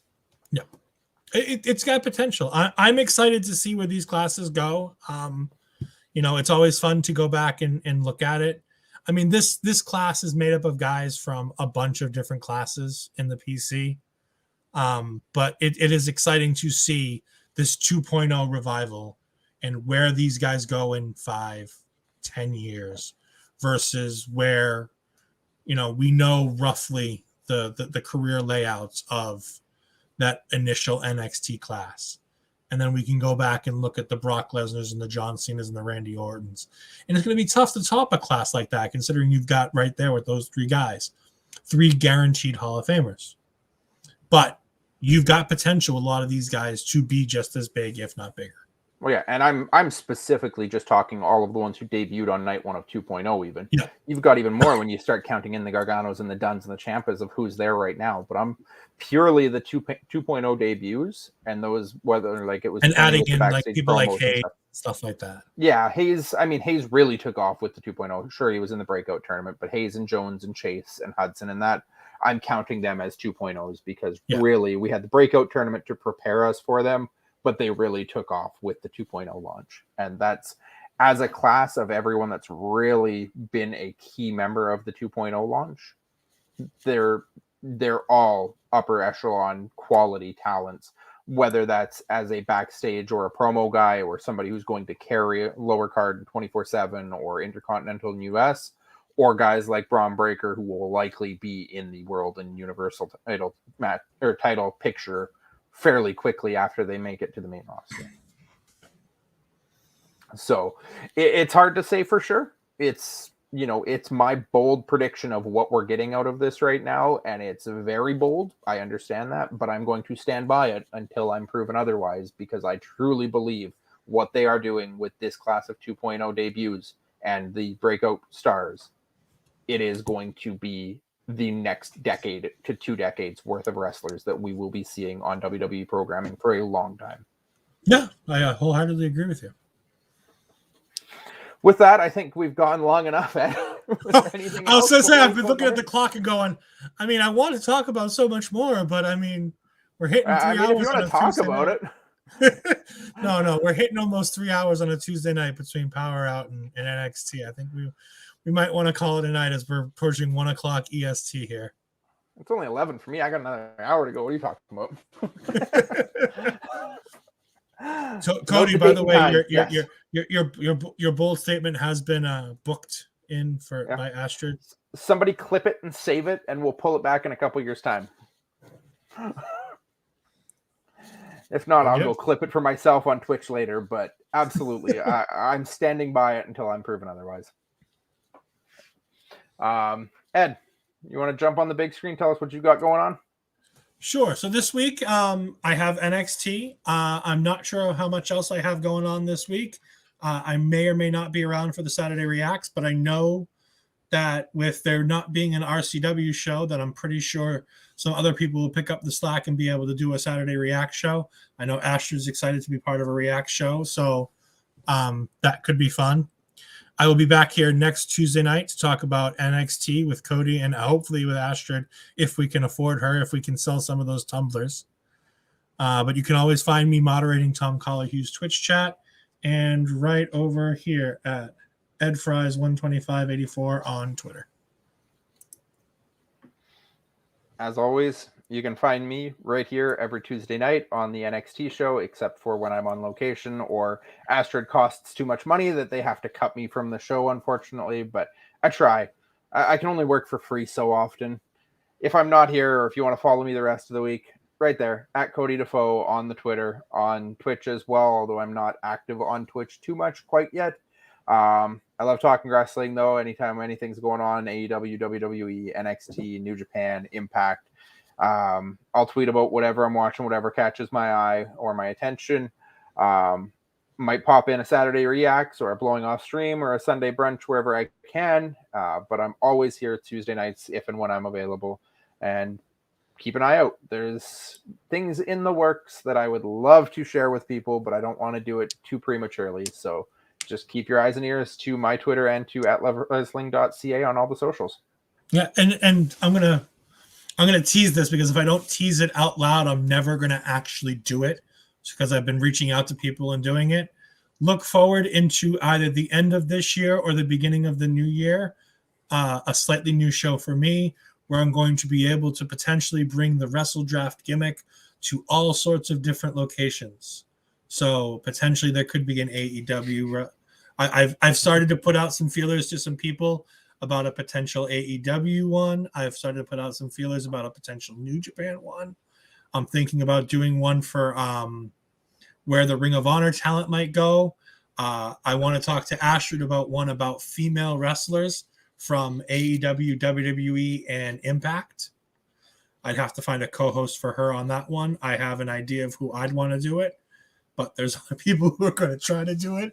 So I'll have to figure out how I make that happen. But if I don't say it out loud, I'm never going to get the forefront to kick my butt to actually do these shows. I am waiting for our wonderful, extremely busy graphic designer. So as soon as I get something solid, I will have confirmation on my product as soon as it's launching.